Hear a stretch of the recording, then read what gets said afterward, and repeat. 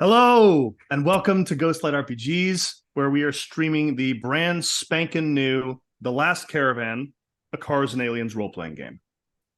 I'm Ted Bushman. I am the writer and designer of this game, and tonight I'm here playing with Jamie Hansen, Ben Isaacs, Rebecca Munoz, Kristen Perkins, and Carson Wright, who are my good friends, amazing role players, and cool people. Thank you all for playing. How are we feeling tonight? How's it going? What's going on? Life is good.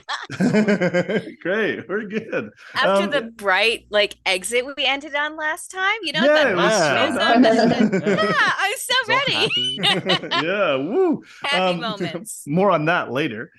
So most of anyone who watches this will be watching this later than this date because of time travel. But at the time of streaming, the Kickstarter for The Last Caravan, a Cars and Aliens role-playing game is running and has, 15 hours to go? Yeah, somewhere around there. We've currently raised about $16,000 and change, which is a lot more than our $4,500 original goal, which is amazing, which means all of our stretch goals, which included an album of original music composed for the game, a detailed digital map of the transformed North America, and even short diegetic radio dramas that will help introduce us to each region. All those things have been unlocked and will be given to the backers at the sort of main backer level, as well as you can add it on later on if you're just doing the digital version. Also, even if you are later than this and the Kickstarter is over, you can check out our Backer Kit pre-order store, which is going to be open until September. And then after that, find me on the internet. I'll give you a copy for money. That's it. Really easy. Anyway, speaking of, what the heck is this game? The Last Caravan is a Cars and Aliens role-playing game about a midwinter road trip in the wake of an alien invasion. The aliens came less than a year ago. There was a quick and brutal war, and now, after months of silence, you and a caravan of normal people, maybe a family, maybe veterans of a war, maybe scientists, are hitting the road to escape the rumblings of a new war and perhaps safely reach the rumored survivors' city of St. Francis. Along the way, you'll learn more about the alien invasion and how you might have an effect on what's to come. So excited for anyone who's watching as a backer. Thank you so much for helping make this happen. This has been just really, really exciting and wonderful, and I think we're gonna be able to make a really beautiful and cool book. And tonight we get to continue just playing that game, which is the reason that I designed it in the first place, so that we could play this game, which I think is fun and cool. So this is our fourth stream. Our first, we did a session 0, and then have done a couple different sessions exploring our first regions and getting to know the Harper family, who are the characters who we're engaging with here. So I'm curious, let's go around the group and everybody can introduce their character briefly and then say their favorite moment from last session, and I'll recap more on top of that. Who wants to start? I'll start. Nope, you did it. You did it. Gonna be me. Yeah, my name is Ben. I'm playing Randy, the Bruiser. My favorite moment from last session was when I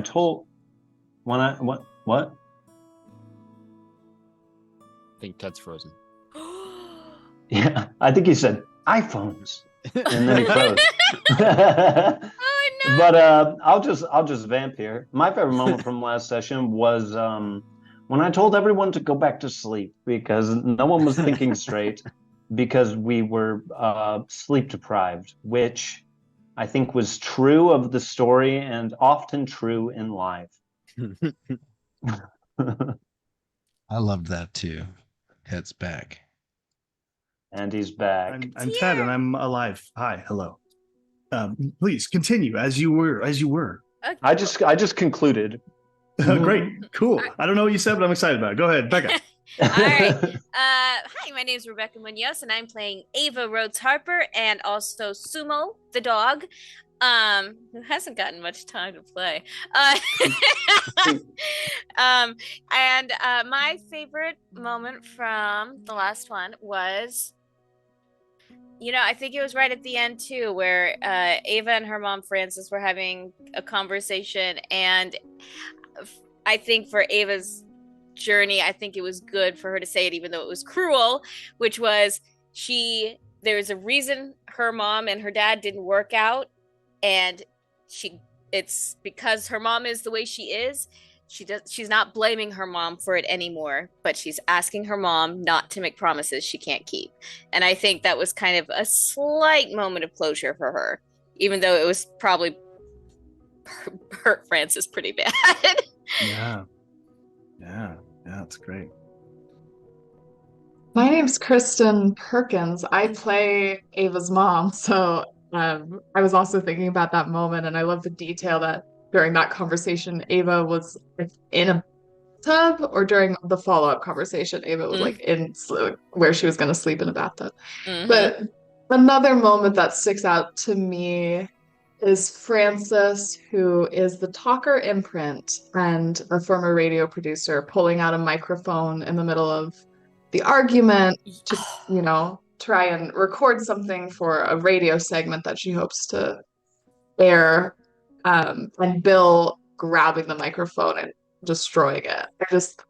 That to me was a really cool moment, and I just did not know how to react as a player. Francis didn't know how to react as Bill's sister, and it was like a really cool moment. Yeah, very tense. I am Jamie Hansen. I am playing Laurie Holm, who is looking for his found family in this family. And he found some of the mean last session, and that's what I liked the most, was when Randy called him out for being a random person who's just joined in his family and is hanging around and giving orders for some reason. And it felt nice to get the bop on the nose. Yeah, nice. That's great. That's super fun. I'm Carson. I play Bill, and Bill is the oldest brother of this family who we saw get a little tense, I guess, last week, which was awesome. I loved that whole thing, and everybody took some of my favorite moments. But there was one prior to this that I thought was lovely, for me personally, and maybe hopefully for Ava, but reminiscing of a camping trip when Ava was just a kid that we took during the divorce, and had a memory of his son Tyler who died when he was only 16. And so having that little scene was a real delight, and really loved the way in which having Ava like express that, like, this must be really hard. And it's like Bill's like, I don't know what to do. No one said that. I don't know what to do. I'm gonna turn up ABBA. So I really liked that. Yeah. I really liked that moment great. too.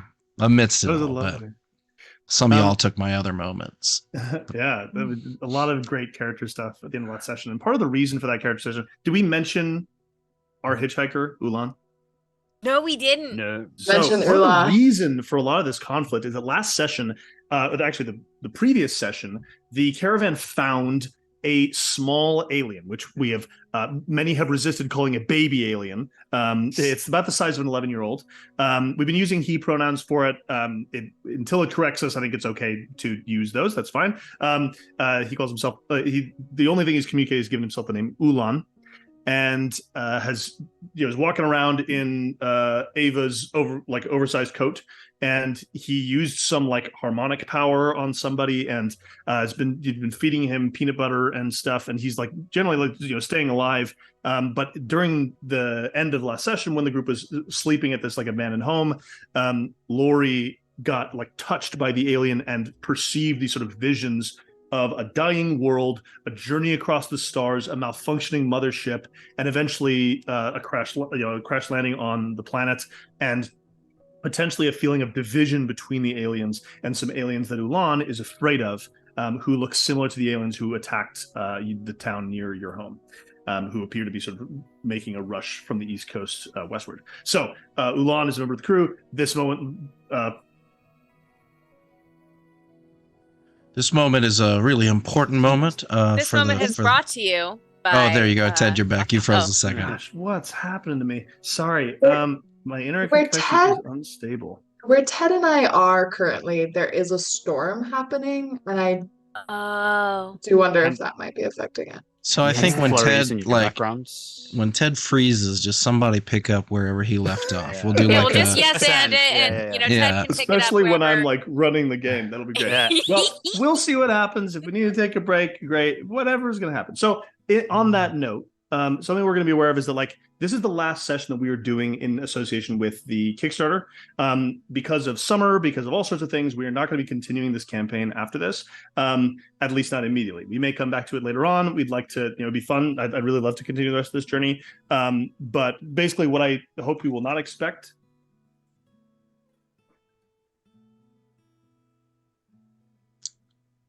We will not expect there to be. What you will not expect is for there to be a clear conclusion. I literally I saw you freeze and I was like, I'm just gonna wait and go. It hadn't frozen you, Ted, so it looked like you were just like. I thought he was like seriously contemplating something for a second. I was like, ooh. Very dramatic pause. And... I thought you did like me when I'm teaching, and it's like, I'll wait for y'all to stop. Ooh, I hate that. Okay. Sorry. So, with all that said, our content warning: The Last Caravan is a light PG-13. There's some violence and some fear, some family trauma, and some family drama, but otherwise, it's just a sci-fi road trip. So, pull out your binoculars, take a look at the alien-changed horizon, and join us in The Last Caravan. The aliens came less than a year ago. The war was quick and brutal, but in the end, nobody won. The cities were toast, so we spent months out in the backwoods, surviving. There's a war brewing. We've had to pack everybody up. We're headed your way now. It'll be a dangerous journey, and this winter is as deep as I've ever seen. But we could use you. All we've got is a car, each other, and the road.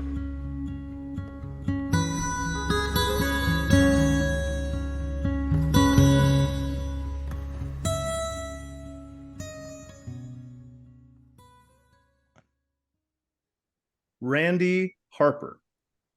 You're standing outside a suburban West Virginia home, getting the cars, Chip, and I think we called it Mark II, but I don't know if we made an official call on the name of the other truck, but the other car. But you're getting these cars. Let's say Mark II for now. You're getting these cars ready to go. This house, it's nothing fancy. There's plants growing from the dirt in the rain gutters. The back porch is rotting a little bit. The whole thing could use a power washing. You imagine it was inhabited before the 2 months war, but even then it wasn't in terribly good repair. That house, though, is some of the only thing familiar to you all around you. The woods that normally would be around you, familiar West Virginia woods, have been absolutely transformed and consumed, taken over by a purplish jungle. The noise around you is unfamiliar and strange, sort of bird calls echoing each other. And then this whole aspect that the leaves and the foliage seem to respond to music and sound, and sort of react to each other and sort of dance and become illuminated through it with bioluminescent light. There are huge violet roots a foot thick that have shattered the parking pad and sort of stand nearby you. There's stands of lilac bamboo that block your view deeper into the plant life, and there's a yellowish moss-like carpet spread below you. It's still cold, you still need your coat, but if you had just seen a black and white photo, you'd have thought this was the middle of summer in some tropical landscape. You're with the rest of the people getting ready to head on your way. How are you? What's Randy like this morning after the arguments, after everything that happened? I think after the arguments, I probably went upstairs and went back to sleep, as I suggested was the wise thing to do. Yeah. So feeling perhaps physically not so bad this morning. This is I anticipate or assume that this is maybe one of the first times I've been able to like stretch out all the way and have a sleep in several days since we've been on the road, lots of sleeping in the car or just in cramped spaces. So feeling somewhat refreshed physically, but unsettled as far as the group dynamic goes, knowing that there's these, like, I love these people. I love my family. And I feel like generally I try to give people the benefit of the doubt. Like I was pretty harsh with Laurie last night because I don't know him, but so just feeling somewhat uneasy at the divisions, and while feeling kind of bad that it got to the point it did, also resolute that I did the right thing, and just thinking ahead about ways to I don't know, bring the group together if I can, and just be real with each other and reiterate our common ground as we're like each other's backup in this crazy world. Yeah, totally. There's probably like one way of doing that, if Randy wanted to, is there's probably like an old gas tank connected to a stove, and like maybe some, like you've got some bacon or something on you, like some breakfast stuff. Like you might be able to cook something up for people. I don't know if that's his vibe, but I mean, sure. If you'll give me a bag of bacon, I'll cook it for the whole group. Thank you, Atlas. there it is. Yeah, just passing out bacon. Here you go.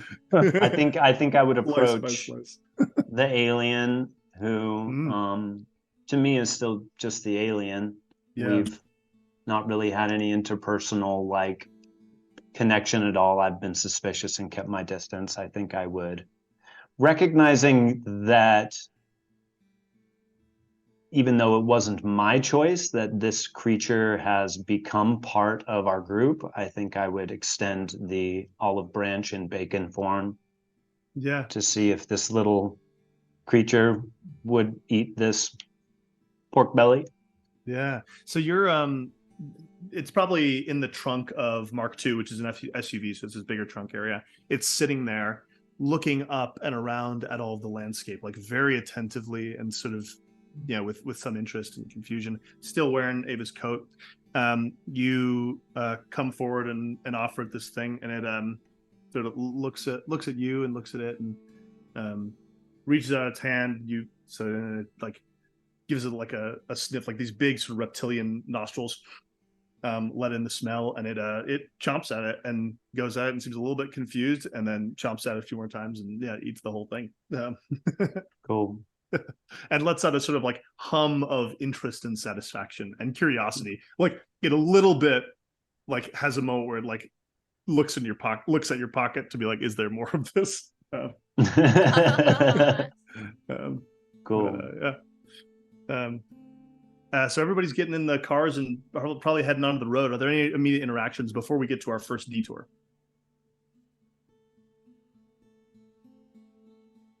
I think Francis has not slept well last night, has like spent a lot of time thinking about what Ava said.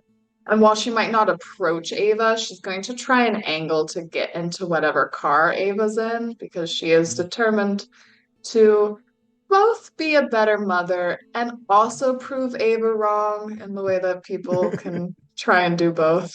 Are you still riding with me, Ava? Yeah.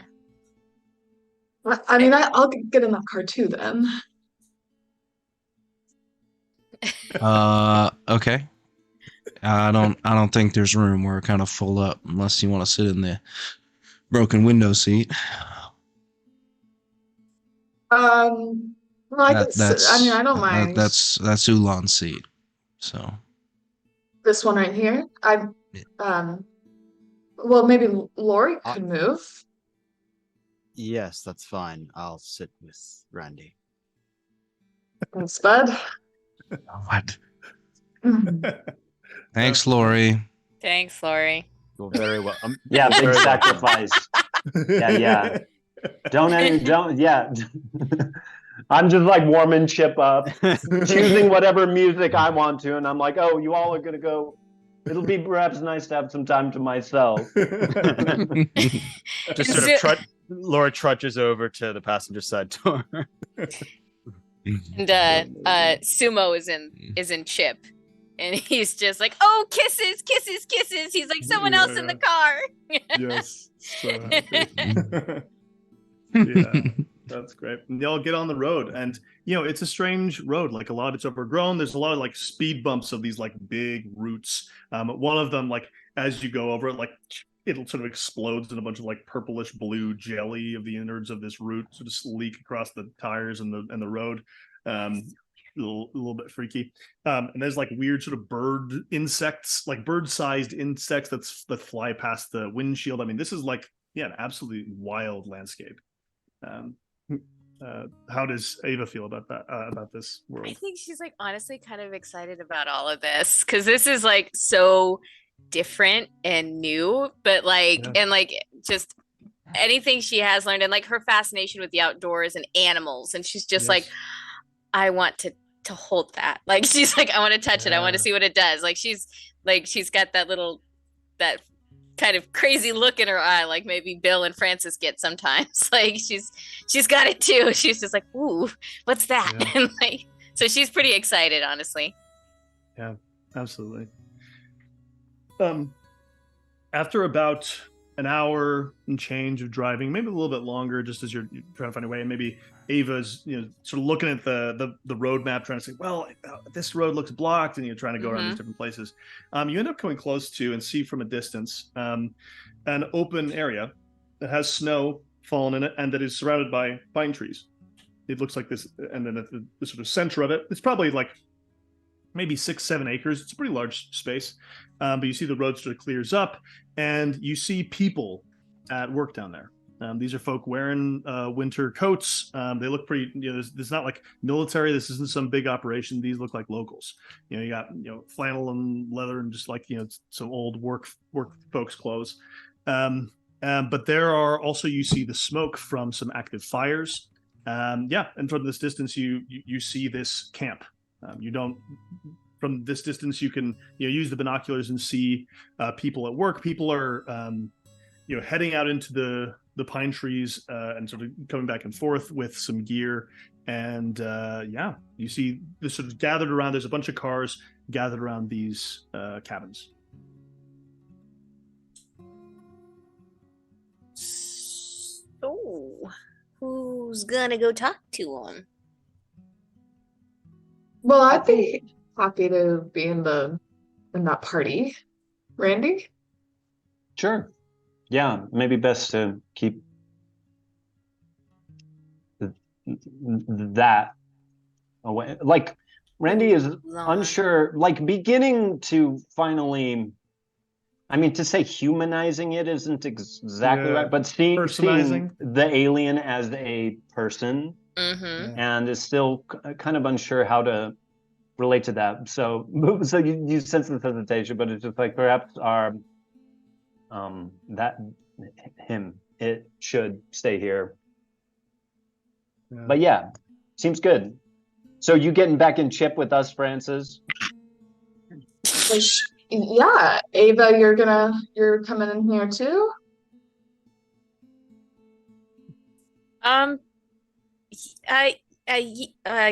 Laura, do you want to stay with Ulan? Like, somebody needs to stay with Ulan. Or do you want to go? You can go. Maybe Bill's. I know Bill's like, I'm somebody. Right. Yeah, Bill, you can stay. Maybe Ava, do you want to sit next to Sumo though? He's being you just sit next to Sumo. Like Sumo's like stepping over Lori to get to his mom. Great. Okay, we'll be right back, Ulan. Don't worry. Yeah. Great. Yeah. So I think we'll just kind of load up in Chip and drive down to see what the situation is. Right. Yeah, you head down the hill into this. You almost immediately, you're driving down and you hear a couple honks from inside from near the cabins, and you see somebody standing up sort of on top of one of the cars and waving at you. And a couple of folks come up. There's actually a woman who comes out of the woods. She's in long flannel coat, black woman with braids, and she's got a big shotgun over her back and like a metal weed whacker, like this big gas powered tool, and she like knocks on the window, sort of walking alongside you as you're driving slowly down, and. Yeah, she will just roll down the window and just say, "Hey, we're just passing through, headed west." Yeah. Do you know what's ahead? Well, there's a lot going on over here. We're folks are having trouble getting through the woods, and as you remember, the way out of this region is finding a guide through the area.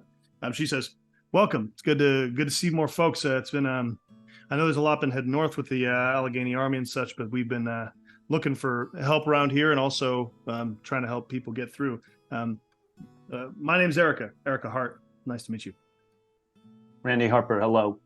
Yeah, pleasure. That's Francis, Lori, Ava, Sumo. So nice to meet you. Fabulous. Yeah, come on down. We've got a bunch of food for people. We'll get you some food, and yeah, welcome. They get you drive on down, you get out in the snow, sort of crunch into a big old cabin. Like this used to be maybe like a state park, and these cabins are sort of pretty well appointed now. There's a lot of people busy. There's a bunch of whiteboards and lots of like writing and notes and sort of signs of argument on it. Yeah, Ava, you're sort of staggering a little bit with your wounded leg, and you all get inside, and they've got delicious food. We're going to count this as +1 supplies for the caravan. Cool. So you're not going to need to eat. We'll bring you back some, Bill. Don't you worry. Yeah. Don't you Yeah. worry. You have like Thank a you. styrofoam plate. Yeah. But yeah, it's like it's really hearty. There's like a stew that's really tasty. And yeah, some other meat and stuff. There's some good folks. You get the sense that Erica is a really trusted member of this group, and also in charge. There's this wiry old man, white dude with a red beard and sort of like the sort of with stripes of white in it.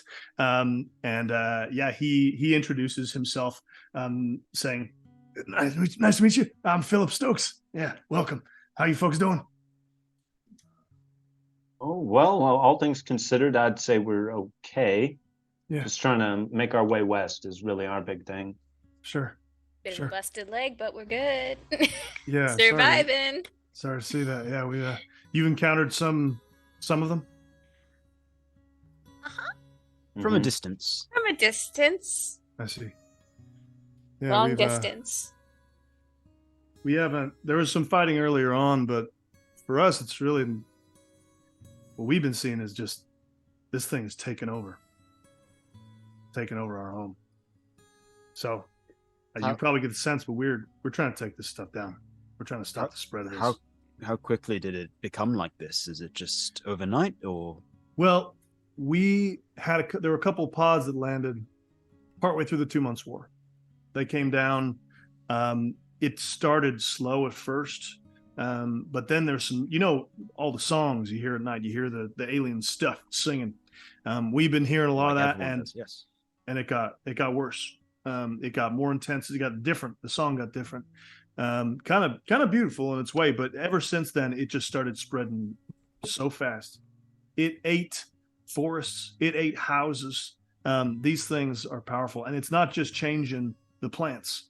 It's changing and taking over the plants. It's changing the wildlife. The deer are different. Creatures different. We're just trying to make sure that we have something left of our home at the end of this. My family's lived here for 300 years. We just want to make sure we have our land at the end of this. Yeah. 300 years, that's incredible. I'd love to interview you if you're So- interested. Like, You- have you seen like any like aliens around here or anything other than like the flora and fauna? Like, have you seen any of like the aliens? The tall folk, yeah, we've seen Yeah, them. the tall folk. Yeah. Yeah, we've seen plenty of them. Well, not up close. There have been some fighting. Some of those folk. It appears like there's some sort of advance happening. Not a lot of them have come through here as much. It seems like they're looking for people to conquer. We drove back a few squadrons of those. We're able to actually fight them back. We lost a few doing that. But there have been others wandering around. They don't look like they're the same group. But I think they're aiding and abetting. And so, if there's any get too close, we're going to shoot them. Protocol is to attack if you see one of them. I mean, you try and capture them. You could try and interrogate them, but they don't talk our language, as far as I'm Right. aware. And none of us are particularly good choral singers, so not like we can sing back to them, Mhm. Too true. So Listen. this has been fun. We should go. he says to Francis, he's like, I'd happily sit down for an interview. You some sort of reporter? They ain't no Yes. papers anymore. You know that. not reporting. I have a radio, and she pulls it out, and she did roll to fix it, but there's still like tape on it. Maybe it looks Yeah. pretty banged up, I Yeah, think. sure. Yeah, I think generally, I mean, for the expediency, I think he's willing to sit for an interview with you and talk to you about the history of what's been going down. Yeah, I think I'll try and pull him away. As I do, I say, Eva, if you want, you could join in on the interview, sort of see how it's done. Maybe, if you want to help out with the equipment, we could show you how that works. Mm-hmm. My leg kind of hurts, and I think I might go back to the car and just like, chill. No, that's good too. The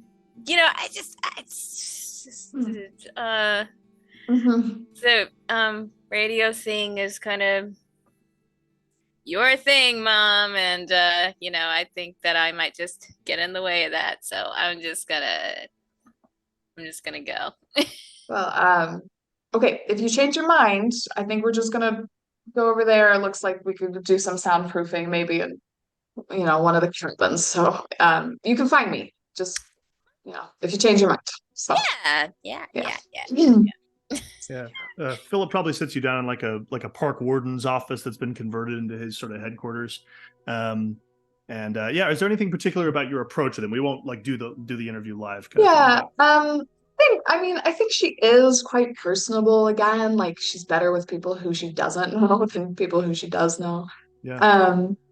And she's trying to do a human interest story. Like she wants to be this American life of the end of the world. So, talking to him about his family, that they lived there for 300 years, talking about the fauna, trying to get like a little bit of information about, different bits of the fauna.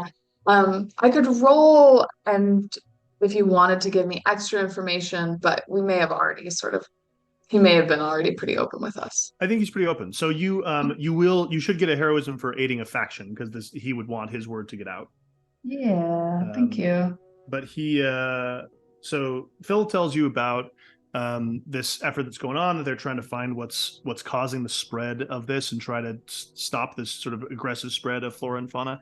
He talks about his son, John, who's really, it seems like, the main force behind this, who's this this guy who was actually he was a firefighter in this area, and may have it's a name you probably know, Randy. It was like John Stokes, who's a respected chief firefighter, not of like Morgantown, but like of a more moderately sized town.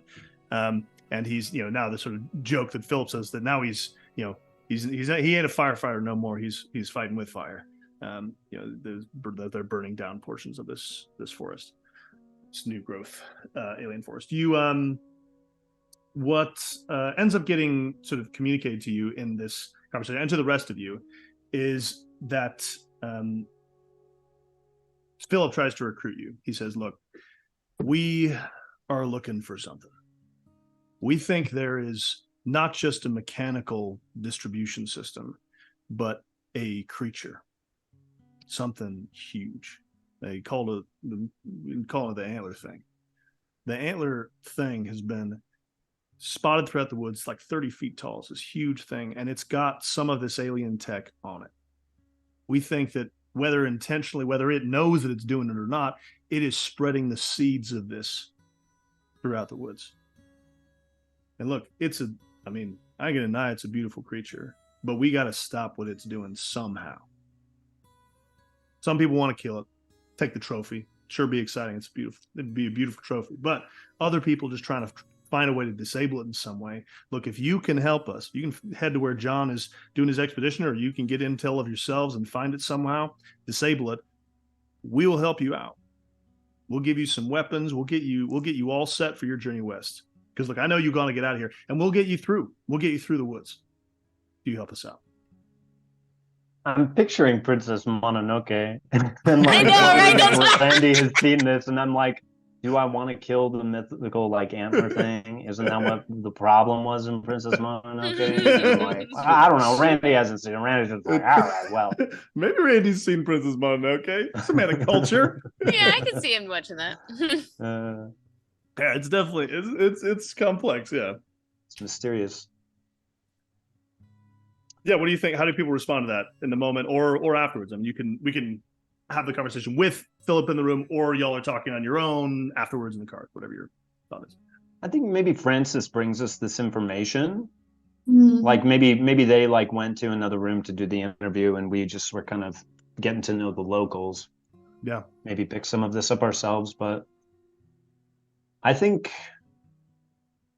I mean, if they're going to help us get through here and head west and give us some supplies for our journey, we can maybe stay and help them out for 1 or 2 days.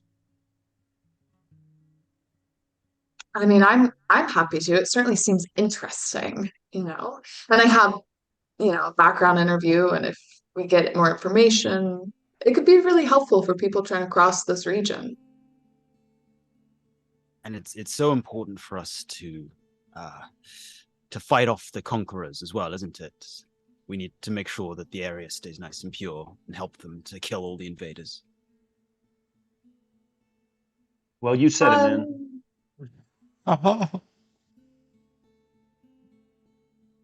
I'm not not taking the bait.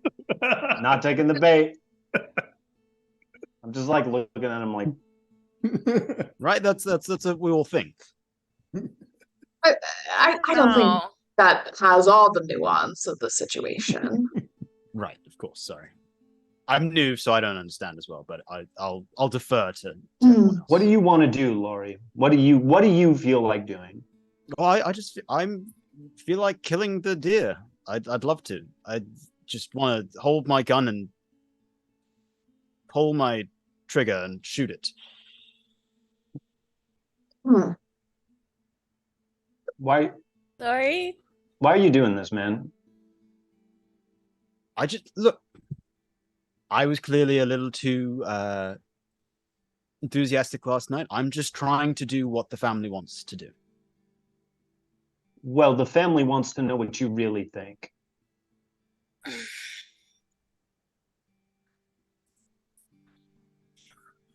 Look, I'm not so hot about killing this deer antler thing either. Mostly because it does sound like it's not, well, I mean, they said it's got some sort of machine antler creature thing. I don't know. It feels wrong. I mean,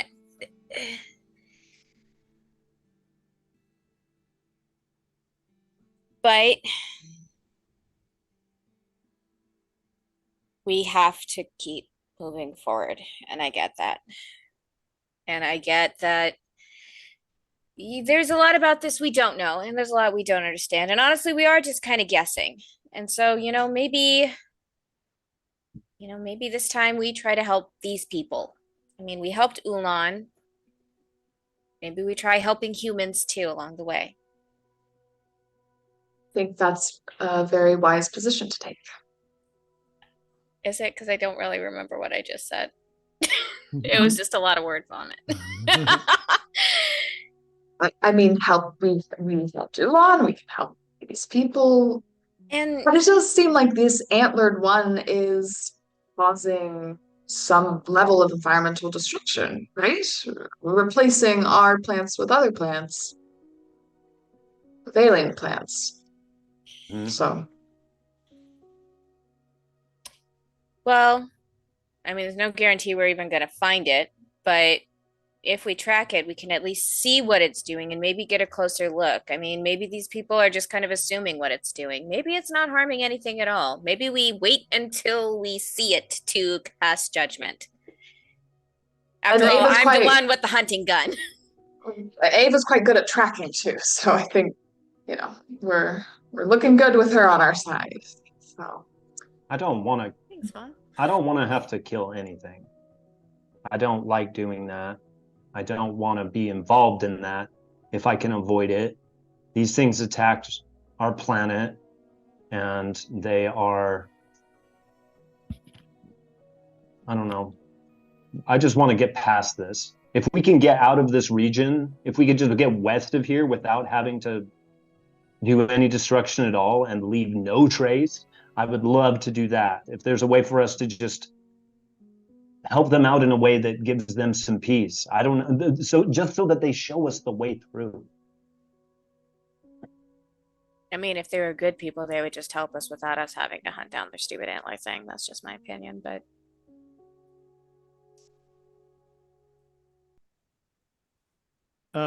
So I think you're having this conversation, maybe as you're heading back to the car. Bill, you've had this moment. You've been sitting here and back in the cars, and we can come back to that conversation if there's more to be said. What are you and Ulan talking about? I think it's like how we pick up and he's like handing him a Cheeto and he's like, Cheeto.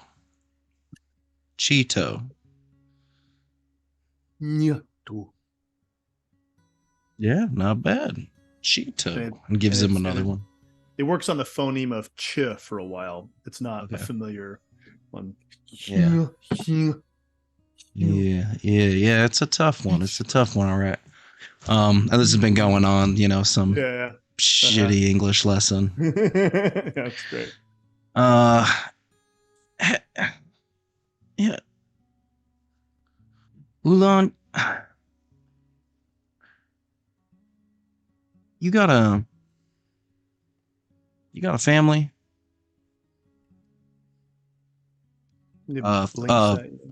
Family. He like points down to where they drove. And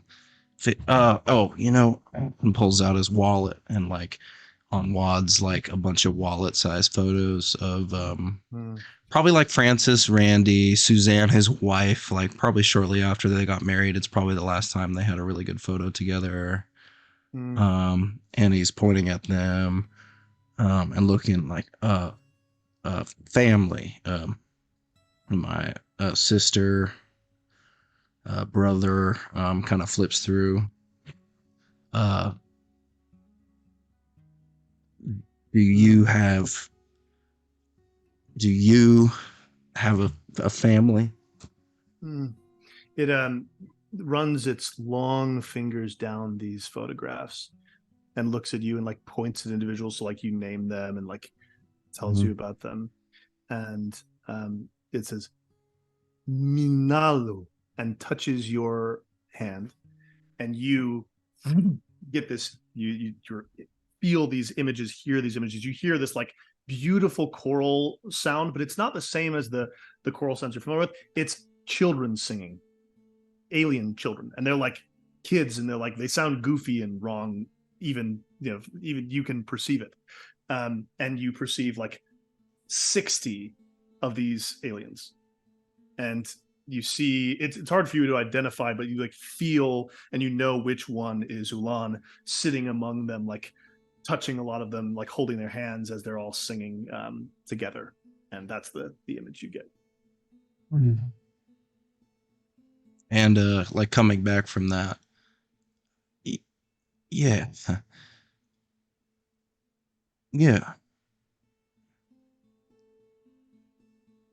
And I think sort of wondering aloud to himself, and you lost them? Its hand is still sort of touching you, and the next image is this like red of this like flashing emergency light. Doom, doom, and you feel a chamber without oxygen and see these aliens like scratching at the walls, unable to breathe, and not lacking even the air to speak out. And it's seen through sort of security footage cameras of Ulan watching this happen, and then like a moment also of like the ship breaking apart and like alien bodies floating through frozen space.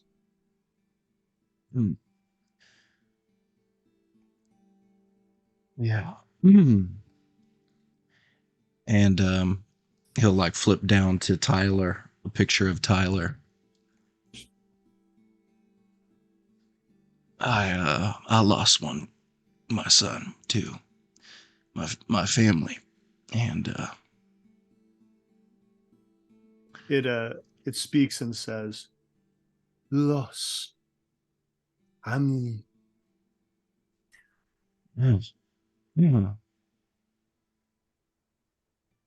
Yeah. And I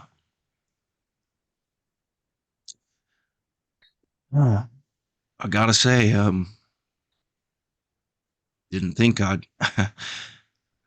be saying this, but I'm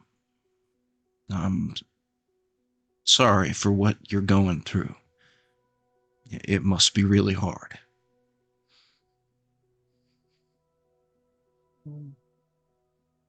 it holds, sort of touches your hand like this weird reptilian feel, and it sings, and you feel this this song just touch you.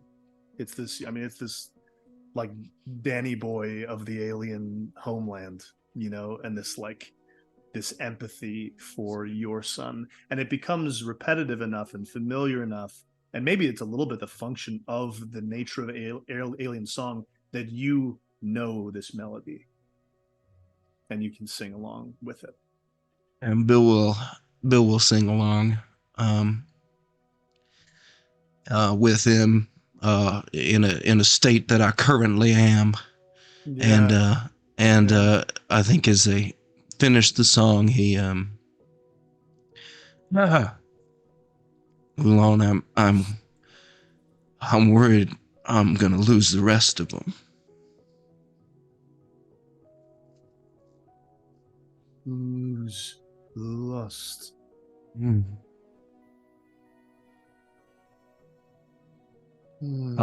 And the bioluminescent strips along its head, the sort of dots sort of flare in an you can't read what the emotion is, but it's responding. Bill's like, to oh, yeah. shit, like it's cool. Yeah. Yeah, like it's responding and feeling something in this moment. And Bill will catch himself now, like, oh, God, I'm sorry. I don't know what came over me. I wonder where they're at. Another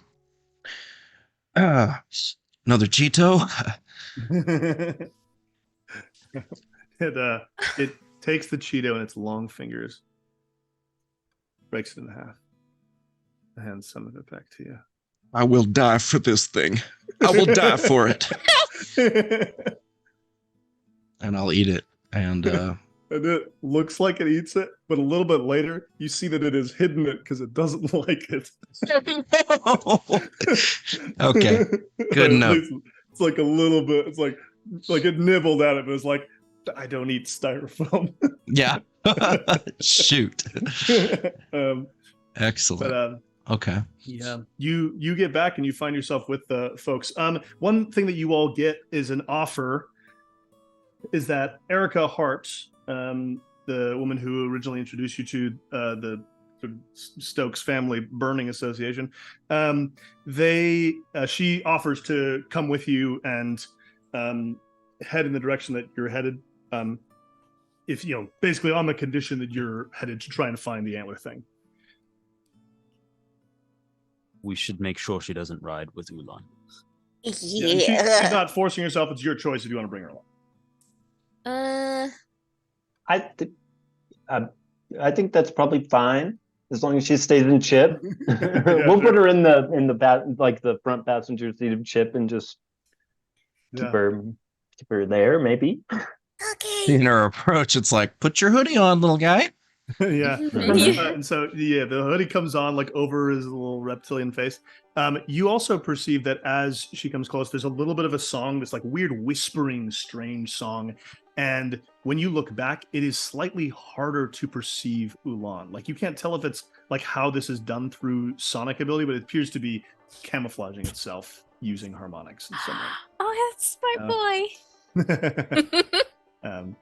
But you see, it's like sort of peering out, looking at Erica as she approaches. She's got her thing over her back. She's left the weed whacker, but she does have some gear for, like, she has like a machete and some stuff.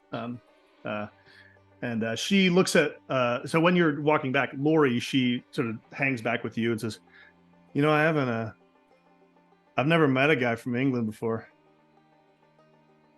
Oh, me, right. Well, we're like this. I've never met anyone from.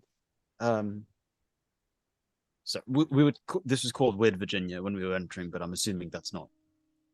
I mean, no, it's West Virginia, but some people could have called it something like that back in the day. I don't know. But yeah, that's where I'm from. I'm from Morgantown. Yeah. Well, I'm not going to say I like what you've done with the place, but yeah, I know it's a little wild. I mean, the Stokes think we can make it back what it was. I want us to have our home. I want us, the thing is, like, what he didn't tell you is, people are getting killed by these creatures. Like, this is dangerous, but it's not going to go back. I know that. Question for me is, what can we do to keep our home? That's all I'm trying to figure out. Isn't it better to just leave? Find another home?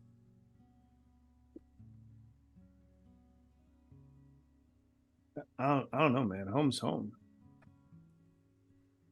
It's been our home. I mean, I ain't been here as long as the Stokes have been, but my family worked hard to have a place.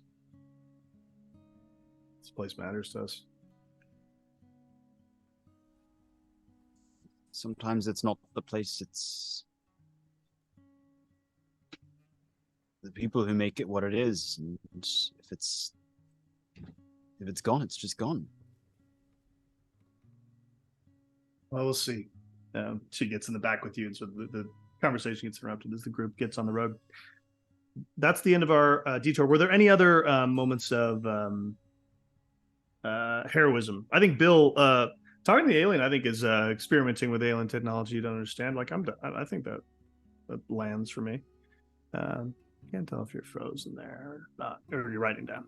That I feel like is any other moments from people?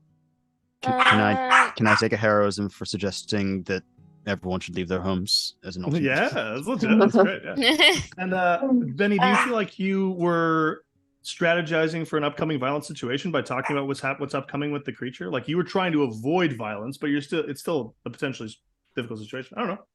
Atlas, if you want to give me a heroism, I'll take it. I mean, yeah, take it. I think so. I'm strategizing about whether or not we do. Yeah. Any other thoughts of people? You got that aid for one, Francis. Aid in the faction. Yeah, I've got that. I'm good though. Okay, right. So you get back on the road, and we're in the upkeep phase. So caravan noise, nothing gets added. Y'all didn't do anything to cause any trouble or noise. We didn't have. Let's see. So tolls I'll decide, but it won't be something too intense because y'all were nice and chill. So we now have what's her name again?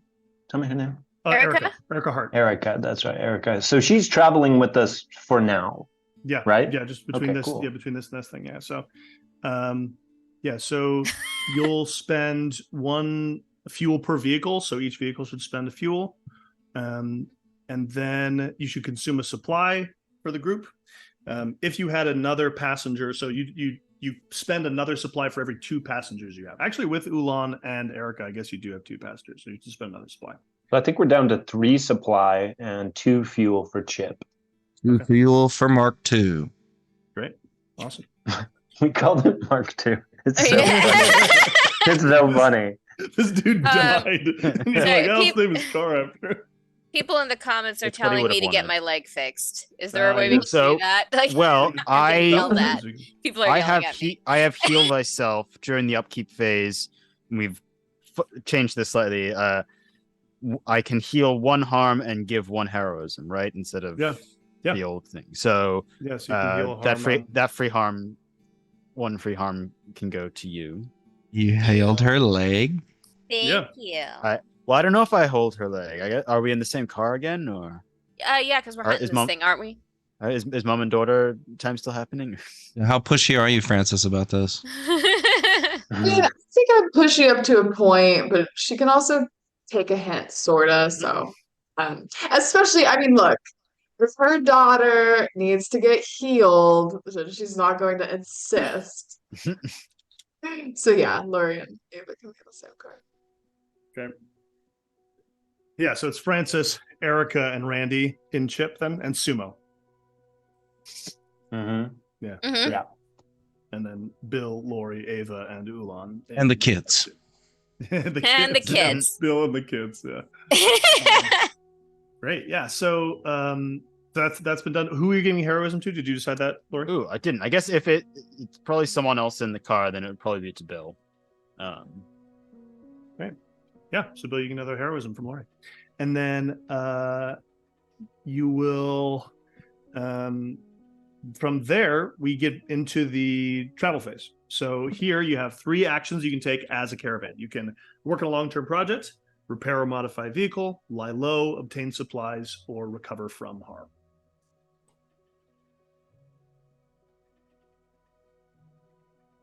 You can also use any items that have the slow tag on them, like, for example, Lori's tea. Okay. Does using the tea, like recovering from harm, does the tea like stack on that, like, or is that its own separate action to be like, we're taking an action to make tea? Yeah, using the tea doesn't cost a travel action. You can do it during the travel phase for free. Yeah. Okay. No actions expended. Yeah. Gotcha. Yeah. So you could do recover and that if you wanted. Gotcha. I think that we started to repair Chip a little bit. I Yeah. believe that clock is 2 out of 4. That's It might be correct. good to keep working on old Chippy Doo. Yeah, it's great. Cool. I'm gonna grab my dice. Cool. Yeah. Do it. Supplies could be good because I could probably. More bullets is always great. I don't know. What do y'all think? I thought you wanted to save this thing, Ava. Sounds like you want to shoot it. I don't want to. Listen. No, I don't want to shoot it, but I don't know. I'm trying to find something to do. I feel like I'm being very useless right now. Well, so your leg's Yeah. starting to feel better. You've been, How- and you how- have 1 harm left, Ava, or you have no harm? I have no harm. That one took me down Great. to stable. Yeah, great. You're good. How harmed is everyone else? Think I still have palm cut, but No, Clean bill of health. I have 3 harm as well. I think I got stabbed by the alien the big wolf bug alien thing. Yeah. Yeah, Wolf that's right. bug. I blasted it off of you maybe after that, right? Mm-hmm. Blastode. yeah, Oh, sorry, Laura, you go. no, just since Laurie might not say this, but since Randy's driving in one of our front lines of defense, it might be a good idea for him to have a fairly clean bill of health. Laurie's not saying this yet. Yeah. Yeah, great. So how does the recover from harm work? Does it only go to one person or can everyone take So recover part? from harm as an action, 1 person heals 2 harm, but you can take the action multiple times. So Randy wanted to take the repair car action. Mm-hmm. I wanna. Oh yeah, you do that, Randy. Sorry. I'm like just jumping in on top of people. Sorry. No, you're great. I rolled rig and repair to repair the vehicle. I rolled a 6. Great. Yeah, so you're going to advance it by 3 ticks. So not only is it filled up, you get a tick on the next time you repair damage. So, but I think it's at full. It's at condition. full health, so Yeah, we're but good. Yeah, but you can have it marked for the next time it gets damaged. You consider that as progress on the Love next that. time. Yeah. So yeah, you spend some time working on it. Chip is feeling nice. This is your car. You know how to take care of Chip. Mhm, Um, mhm. So yeah, you and maybe get some help from I don't know, Francis, Erica, I don't know who. Yeah, no, I help. I'm not super helpful, but I think I try. You're like, you have this otherworldly knowledge of the 98 Camry. You're not, Francis perhaps isn't quite sure where the knowledge is coming from, but it's as if someone.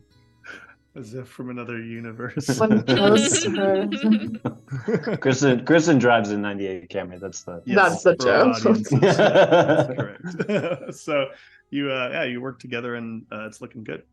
So then, in terms of recover, the caravan chooses a traveler, and they heal 2 harm. Lori also has some tea, which you could use if you Spill want the tea, Lori. What do you know? Well, I know chamomile is calming, and if you want a less intense caffeine high, green tea. I have some English breakfast tea here, and That's all right. Maybe I'll that's stick to not coffee. slang. Yeah, I thought you meant you had drama. I was wondering if y'all would call it English breakfast tea or if you would just call it breakfast tea. And if English breakfast tea was a thing that we called it. I think I don't know. I mean, it's okay to claim it. I'm going to say, as a definitive authority on Englishness, that it's just tea there, and then it's English breakfast tea here. But Word. your Cool. generic Well, thanks, tea Laurie. is Thanks, Yeah. Laurie. Mhm. This is Randy, like, just trying to lighten the vibe between us. Yes. Francis, does Francis still have a long-term project, or did that finish on the That radio? finished that was expanding the range of the radio. So she is like working on writing radio scripts and maybe still like tinkering with her radio, but the long project has finished up. Okay. Are you gonna broadcast a radio show during this travel phase? So just giving the sense of the montage, you're traveling through the woods. Erica is giving some sense of the like transformed jungle. There's some places that you see that are like utterly changed. These like canyons that were like these river places, and the river itself has changed color. It's this like bright teal blue, and there's like all sorts of stuff, like creatures and stuff moving around inside it. It's really a changed and somewhat frightening world. But also beautiful in a strange way. So that's the scene as you keep traveling for the next little while. Yeah, I mean, I think Frances, she has this idea of a story in mind that requires them to meet John Stokes and get a little bit more information. But I think she does broadcast. So, I think maybe she does like a short radio broadcast. She gets on the radio at some point. Maybe they've paused, and probably for 7 to 15 minutes she speaks into the radio. Hello, this is Frances Harper with Harper Radio. I'm a former reporter with National Public Radio, and I'm speaking to you out of what used to be known as West Virginia, and some reports have been calling it Weird Virginia. It is overrun by growth. If you're hearing this report, you've likely encountered the growth that I'm speaking of. And she sort of tries to give a sense of like what the environment is like, what maybe they've learned. She tries to prod Ava into maybe coming on air. You could come on air and you could, things about plant life and animal life. That's what you were studying. Maybe you could talk about the differences, and it doesn't have to be that formal. We still don't have that big a range, to be totally honest with you. And I don't know if Ava does, but I think she tries. But I think it's again like before when Frances tried recording her, it's a lot of and so yeah. Like it's not they're not it's a lot of dead air is happening. Because she's just like, oh my god, thousands of people could be listening to me right now. And she's just kind of freezing up.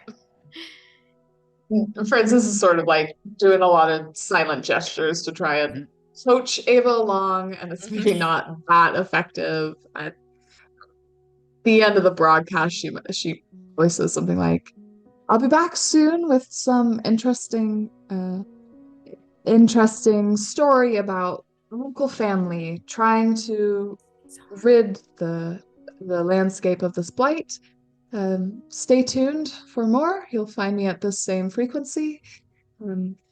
Thank you so much. Knowledge is power, and together we can survive. I'll work on that sign off, Francis. Yeah. I'm so sorry. I'm so sorry. It's okay. We maybe we should write something out for you. Like just a script, or we could pre-record. There are lots of options for you. Okay, yeah, we can do that. Hmm. Yeah, I don't know. I just freeze when there's just lots of people hearing me talk. Like, I like being out in the woods, Mom, where there's no other people. So the idea of talking to like a lot of people that I can't see is like not fun in the slightest. Sorry. That was really honest. I'm sorry. That was way too honest. No, that's yeah, it's sort of like your dad, but that's totally fine. That's and we could work on it, People skills are important, even in this world. So yeah. But I had fun. So thanks. Thank you. So as we're traveling along, I think I'd want to ask Erica what she knows about the antler thing. Yeah, she says, Oh, well, hold on. Before that, just to clarify, so we're giving her a ride west, presumably to meet John Stokes. John Stokes, the son. Yeah. Okay. Cool. Mm-hmm. Yeah. So that's where she's leading you, and also there's the sense that like if you can solve this, she'll probably serve as the guide to get out of Queer Virginia. Mm-hmm. She says, "Yeah, I've seen it. It's huge. I saw it at night, but it gives off its own light. It's like I said, it's about 30 feet tall. It wears there's people that have tried to hunt it before, and it wears their bodies on its antlers. It's dangerous, certainly, but I don't understand it. I don't know if it's something that was from here that got changed, or if it's just from another planet. Yeah, I don't know." So you want us to hunt it? Well, that's what Philip wants, and that's what John wants, and it's dangerous. But what do you think? I think it's a shame to kill something so beautiful. But I don't know. We're just trying to make something. We're trying to get our home back, We're just trying to what makes them think that the antler thing is the cause of all of this? It's got something on it. It's got some of that tech, that singing stuff on it. I don't know if it's if it's some sort of cybernetic thing, or if it's just that it's got it trapped on it, like a burr. I don't know. One of those bromeliads. I don't know if you've seen them, but they leak in this liquid that seems to spread the plant life faster. Yeah. About those and some other pieces of tech attached to it. Okay. You I mentioned it's like evening at this point, and y'all are heading through the place, and it's the whole forest is luminescent around you, particularly like as your cars pass. The forest seems to read the noise of the engines as music and like responds, and so there's like these little flutters of music, which is a little bit worrisome because it makes you very easy to follow. And kind of just as you have this thought, the car sort of jerks, and you hear like an abrupt sort of staccato bit of music, and both of the cars suddenly and you feel yourselves tethered in webs of sound, and the headlights are looking forward, and there's snow that was falling before, but as in this part of the forest, it's like just warm enough that it's become like sort of freezing rain, and you see standing in the headlights 2 tall figures wearing armor and helmets. These are aliens. And the Color? Yeah, uniforms, please. the uniforms. Yeah. It's hard to tell exactly with the in the nighttime and with the lights, but it looks like sort of bulky, strong armor, and they've got a lot of gear, but it's not the red and black of the ones that you saw before. And as you're just staying frozen there, one of them holds up its hand and says, "Speak." And that is where we'll take a pause. What? You poo-poo, man. Gotta make a commercial break. You poo-poo. Anyway. So we'll just take a couple minutes bio break, come back in a sec, and see what these aliens have to say. Thank you all. See you in a sec.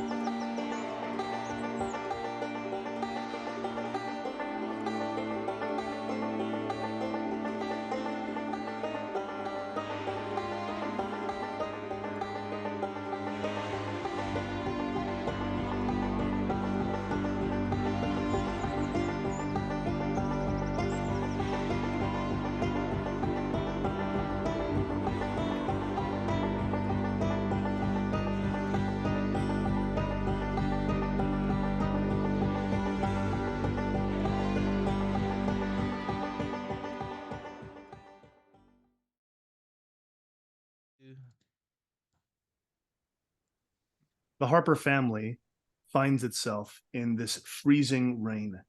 It's smacking against the windshield, and in the blur, you can see these two alien figures. And Randy, you look over at the people in Mark II, and you both, realize simultaneously that you both just heard this alien say, "Speak."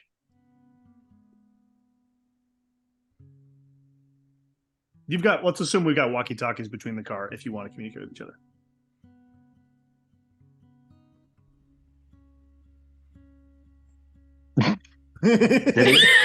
Did He it just say say, speak? yeah, yeah, copy. I heard the same thing. And he'll like roll down the window and put his head out. Hello. It has to speak. "Hello," says one of the aliens. The other one is just sort of standing there holding some a big circular spherical looking like briefcase kind of thing. Can't help but look back at Ulan and like, Ulan hey. Ulan is pressed up against the back of the seats, looking nervous. Oh. And Ava's gonna like crawl back there with him, and she's gonna start like putting like blankets and stuff. Like she's like barricading him because she's like, this does not feel right. Like she's very nervous about this. So our vehicles will no longer move forward, it sounds like. They're sort of like a net of sound has sort of slowed them. Now that they're slowed, you feel like if you were to like put pedal to the metal, you could drive through and snap these like rubber bands. It's definitely not impassable. It's just that you've been slowed temporarily. Okay. I mean, I want to speak to him, I guess. I want to, I don't know. This is maybe perhaps a change in character for Randy. But I am curious. Yeah. Does anyone get out of the car, or are you just like Wendy's drive-through? I think I will get out. Oh. I think I'll step out of the car. Randy. Hold on. I'm gonna speak to him. Yeah. They're gonna maybe we can. We're just gonna see what they want. Just keep a beat on them. Just get a beat on them, and if it goes sideways, just you know what to do. All right, I'll cover you. Are they holding weapons? One of them has this big old thing. Briefcase. This briefcase, spherical sort of thing it's holding on to. It also is wearing sort of like a backpack. So this like bulbous set of spheres attached to its back. The other one appears to be empty-handed, though it has some tools at its belt. Okay, I'll just like kind of step out and remain by the car and just be like, we just want to pass. Yeah. I'll just speak, assuming they can understand English now. They're speaking it. Yeah, you see there's a device around the alien's neck that as you speak, it goes. You think it might be translating you. Cool. I need it. The alien listens and says, "Children of Aerin, children of Earth, desperate help need.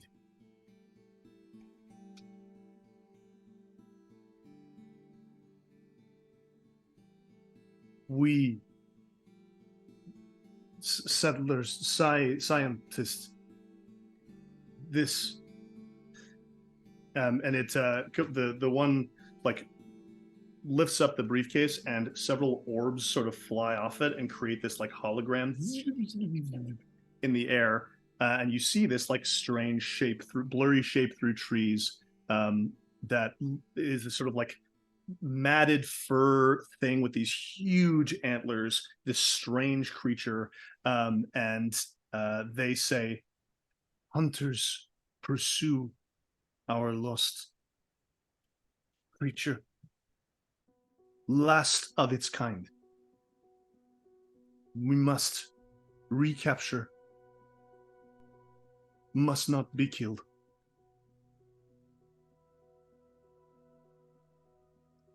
Erica is in the back seat next to Francis and is like, I gotta talk to them. You were in between her and the door, though. Maybe we just figure it out. Because, look, if the creature is captured and taken away, right, that solves both problems. The children of Earth's problems and the children of Earn's problems. Right? And I'll grab a heroism for contextualizing a situation really fast there. Yeah, great. Love that. Yes, get yourself that heroism. Randy, so you're the one that they're speaking to. Yeah, I think that them saying that they need help is like appealing to the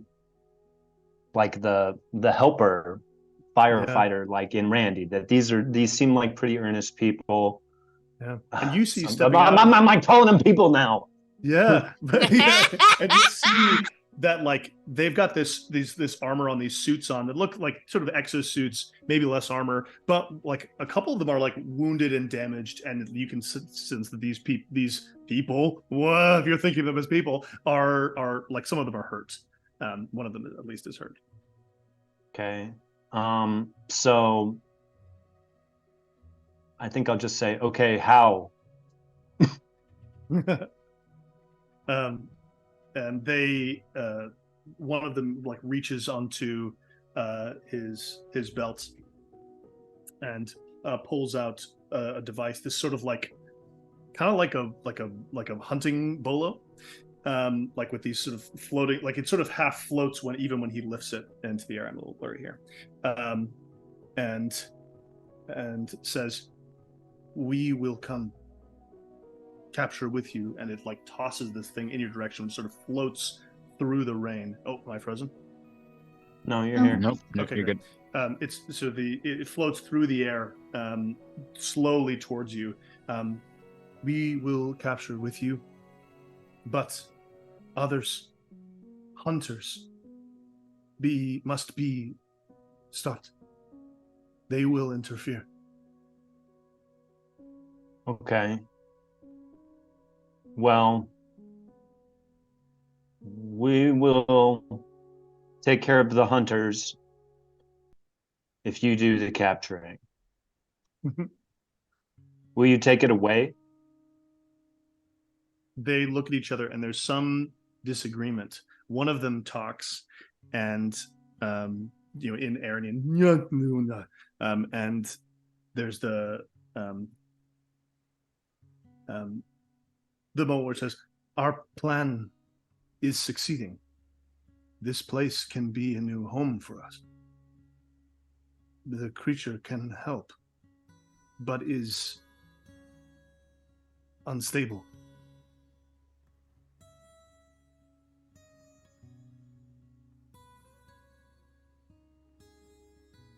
Wow. This is a real ethical dilemma. A real ethical dilemma here. So it looks like we're faced with helping them colonize this land out from under this group of humans,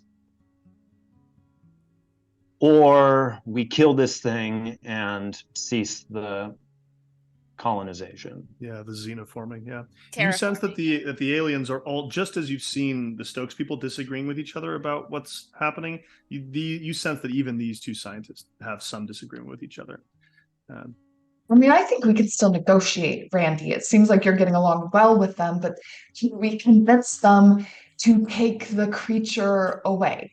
If it's the But last of where? its kind, surely it needs to be, in a zoo, in a spaceship zoo. Can I? But- Sorry.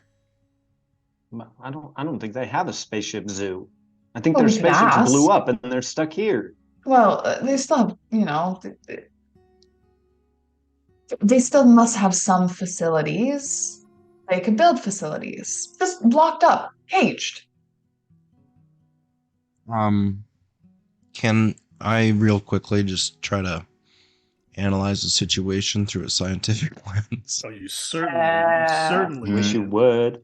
I want to be. I just want to be like, as we've been traveling and now especially going and trying to determine like the aeron forming of this area. That's what I'm calling it. Yep. But of this area, is it like it's done?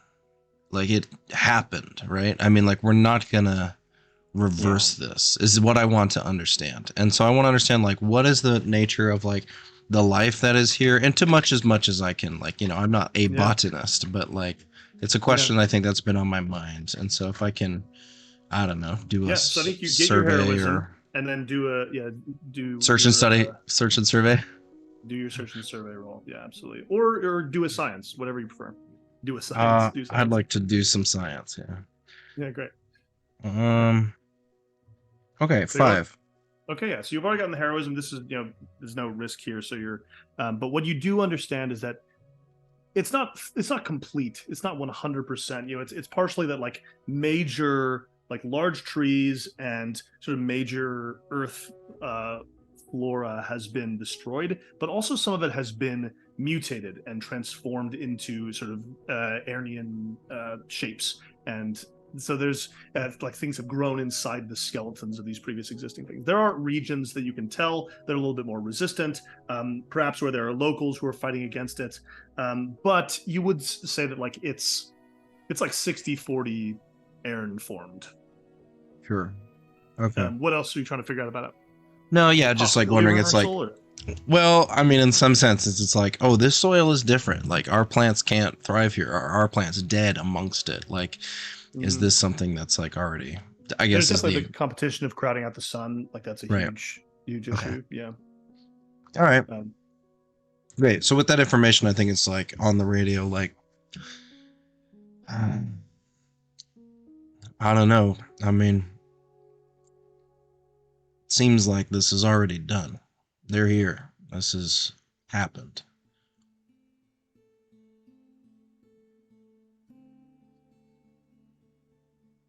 So we convince the others to stop their hunt. Huh. I mean, I don't know if we'd be able to convince them to stop. I think maybe we could distract them away from it while these Randy has grown silent and pensive. Yeah. Right. Perhaps feels out of his depth, for sure, because like we are just traveling through. Right. How is Ulan in all of this? Yeah, Ulan is listening but seems uncertain about being perceived. Like Ulan seems like they're trying to hide. Like they don't want to be don't want to necessarily be seen. It's unclear why, but they're sort of like, hiding behind. I don't know. Ulan seems really spooked by these guys. I think just say just say something so that they go away. The aliens, I think, in your hesitation and hearing some of your discussion with each other, I think one of them speaks and says, but no, I think the second one, the one who had the briefcase, who hasn't been talking, steps forward and says, "We are not conquerors. Some among us wish this. We are not conquerors. How can we find a place with the hunters? Can we?"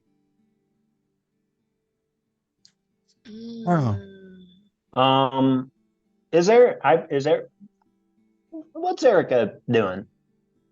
Erica, she's one of these people. Like she is one of the hunters, I guess, representing this faction. It's like, okay, what do you... Yeah, agree. Yeah, she steps out of the car and looks at these things and says, "I'm one of these folks. This was our home before it was yours.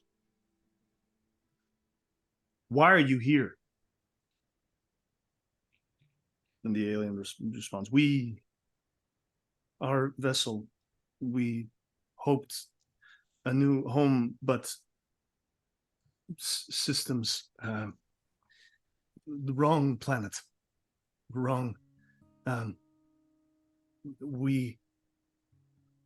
This is all left of our planet ecosystem. And she says, look, this thing is killing our folks. If you can, and she looks to you, Randy, and Dave, and the rest of you, and says, look, if we can, I don't know how we can convince them to let us have our home here, but that's what we need. Surely there's got to be a way to compromise. I mean, they're stuck here. It's not like they're going to be able to just pack up and leave and just throw everything in a minivan and shoot off to Mars. Like, they're stuck here. So we've got to find some way to, maybe work together, compromise. I mean, these guys say they're not conquerors, so maybe you guys can, work together to see if maybe, they can grow stuff, but also not kill you in the process, Two-state system, maybe. Where there's some land set aside for human development, perhaps. I know that the plants might not, abide by orders, but if there was a way to rein in some of the, what did Bill call it? Aearnian forming that's happening? Aearniforming. And farming. I mean, this thing is the last of it. They said it's the last of their species. And it's very aggressive. However, if we could find a way to corral it, get it into a pen of some sort and keep it there, that might work. So then everyone wins. Mm-hmm. I think that's a very good idea, Ava. You're really smart and good at these things. The aliens overheard this conversation, and one of them says, we are willing, but we wish we have not the numbers to capture it on our own. Most of us have died. Well, then we'll just have to try. So I wanna strategize about an upcoming dangerous situation. Yeah. Like, looking at Erica, I want to, the only way that this is going to work is if there is a diplomatic relations between the humans and the Aearnians. Yeah. And does Erica seem like the sort to be willing to do that? Does she seem like the sort to have the capability of being that diplomat, or does she seem open to this idea? I just kind of want to take her temperature as far as her as a representative of the group of humans in this area, and see if their culture would be open to living side by side with these aliens. Yeah.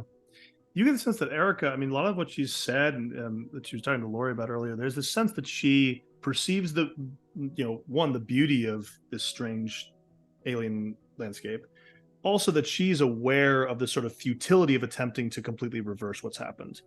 And that she's respected by the locals, that she's been trusted with responsibilities. She was one of the people trying to find the antler thing. So she's in a pretty good position to potentially help negotiate that. You get a sense. Okay. So maybe it seems like there should be a group of us that help capture the creature, and a group of us that goes and finds the Stokes and goes with Erica to either distract them or slow them down, or try to convince them that peace is possible. Yeah. Or maybe we shouldn't split the party. I don't know. Well, you get the sense that the Stokes are on route to camp trying to find their way to it. You get the sense that the two will not be very far apart. We just have to hold them off long enough, with the Stokes off long enough for. Great. Yeah. So let's go find the Stokes.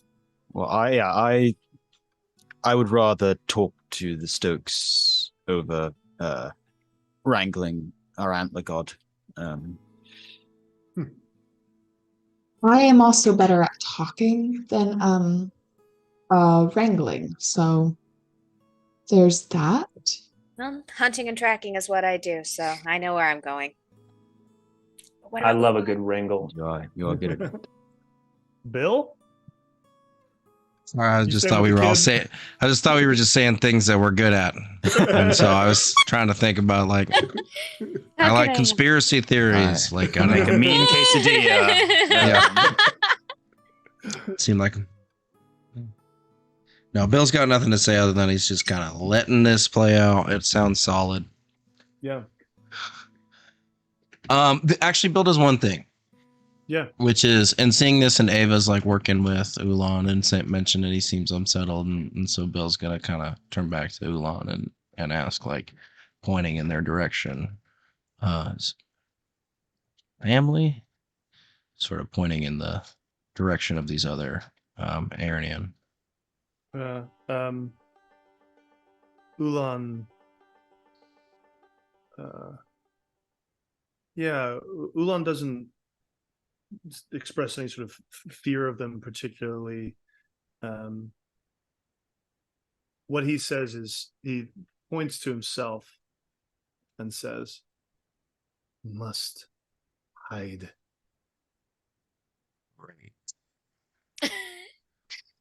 Great. Okay, this has got Bill titillated. Yeah. Ooh. And he's like, "Hey, kiddo, cover him up." Yeah, Something's just, up. Just get the blankets all around. Yeah. Nice. He's like, "It sparked a conspiracy. Let's get to work." Yeah. Also, Bill, do we want to see if they might give us one of those translators at the end? Oh, that's pretty good. Hey, Randy, see if you can get one of those translators. Do not mention the Cheetos, which may not make any sense to Randy. Just like okay. Mention the Cheeto. Wasn't going. Got it. We're on the same page. Right. So I'll say, okay, we'll help you, but so they threw us like a Sort of like a alien hunting bola. capture. Yeah. Mm-hmm. Okay. I guess I'll add that. I'm gonna give that to Ava. I'm gonna like just pass that to Ava because I don't Yeah. throw Great. so good. Yeah. So you can mark this as alien bola. This is a size 2 item. Alien Ebola does not sound like something we want. Not Ebola. Oh, I'm sorry. I'm sorry. It's a 2/4. And it's you can mark it as with traits, you can mark stasis. So there's a temporary stasis effect on a creature it can capture. You get the sense that these are actually the devices they use to capture the cars. Cool. Oh. All right, far out. Cool. You asked. Well, I'm just gonna say, I'm gonna gesture to the translator, and I'm gonna say, we want one of these two, and we'll help you. We don't want that one. You need to have that one. You have another. Yeah. It says, we can give you devices. This speaks Ern only. It's not a Okay. reversible translator. I'm not going to That's okay. respond to that. I'm just gonna be like, great. Cool. Yeah, no Cheetos, thank you. Great. So I suppose, I don't know, the hunting party is in one car and They have their own vehicle.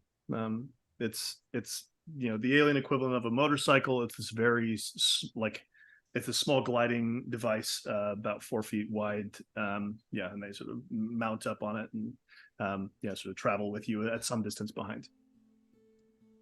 And Okay. that's your toll. We've headed on our way. So a couple interactions. We've got like maybe a couple hours of in-game, of not in-game time, of out of in world time before we reach before we reach this detour and find the hunters and the antler thing. But what are our conversations in the meantime?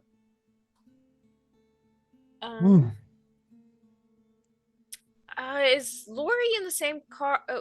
Who's in what cars? I'm forgetting. I'm driving I Mark Bill and II. the kids, and Randy, Francis, Erica. Okay. You should start a band. Bill and Bill and the kids. kids. Do I? And Ulan goes. Oh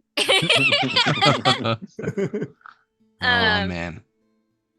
I think Lori, Ava's gonna say to Lori, she's like, I don't know how I feel about all of this. Like, Lon seems really freaked out by these guys, and I don't know. What are we gonna do with him? Like, we keep him hidden, keep him safe. I don't know. He doesn't seem to like them, but I don't know that we can take them. And I don't know. Ulan, can you keep quiet the whole time?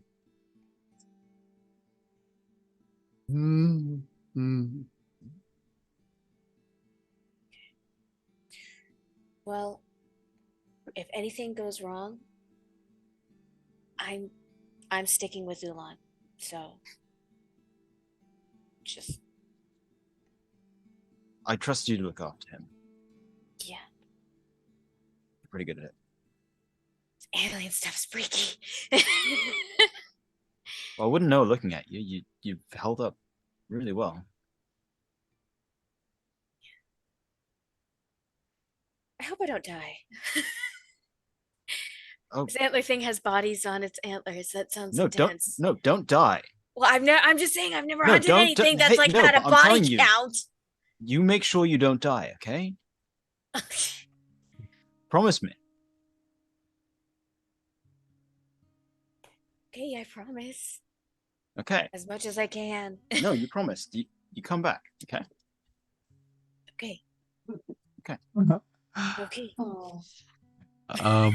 Bill reaches over the center console to Laurie, and the shotgun kind of like ribs him on the side, and is like,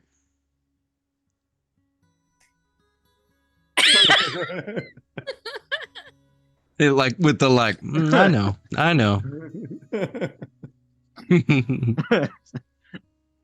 No. Hey, Any other kiddo. moments before we... Oh, sorry, go No, I was just saying, just nothing. It was just music. ahead. Cue transition. Bye. Yeah. Any other moments before we reach the camp, the hunting party? I think Francis does take a moment just to like turn to Randy. And you did really good back there. Strong and silent type, taking a lead. Well, product of a good night's rest, I guess. Yeah, that's one of us. Yeah. It's really weird. I didn't before the war, I didn't sleep well at all. And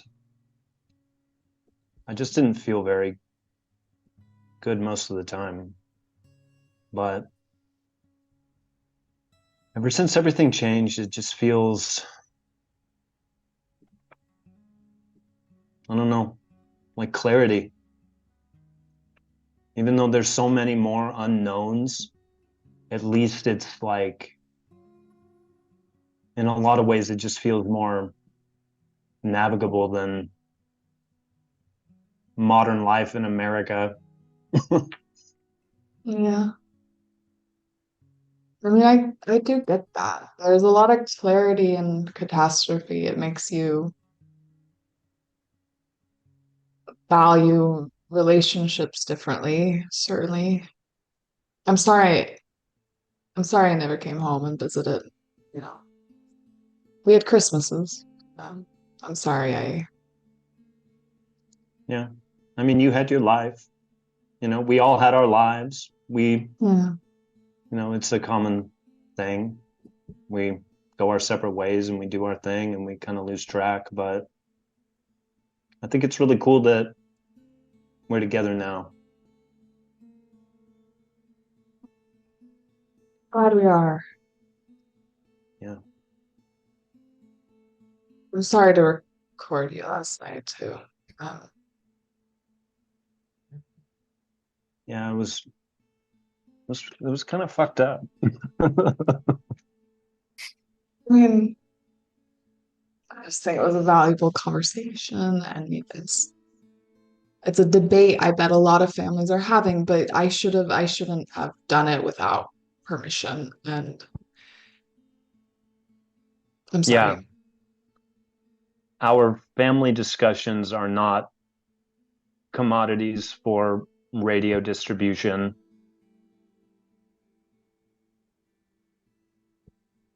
Yeah, I get that. Like, I think what you're doing is really important, but You do? yeah, I do. I know I've not told you that, but I do think that. But I think we would all benefit from maybe some better boundaries around it. Yeah, no, I I can do that. Better boundaries. Yeah, I can do that. Yeah.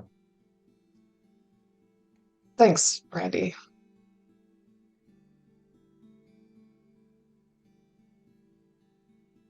Let me turn up the music. Yeah.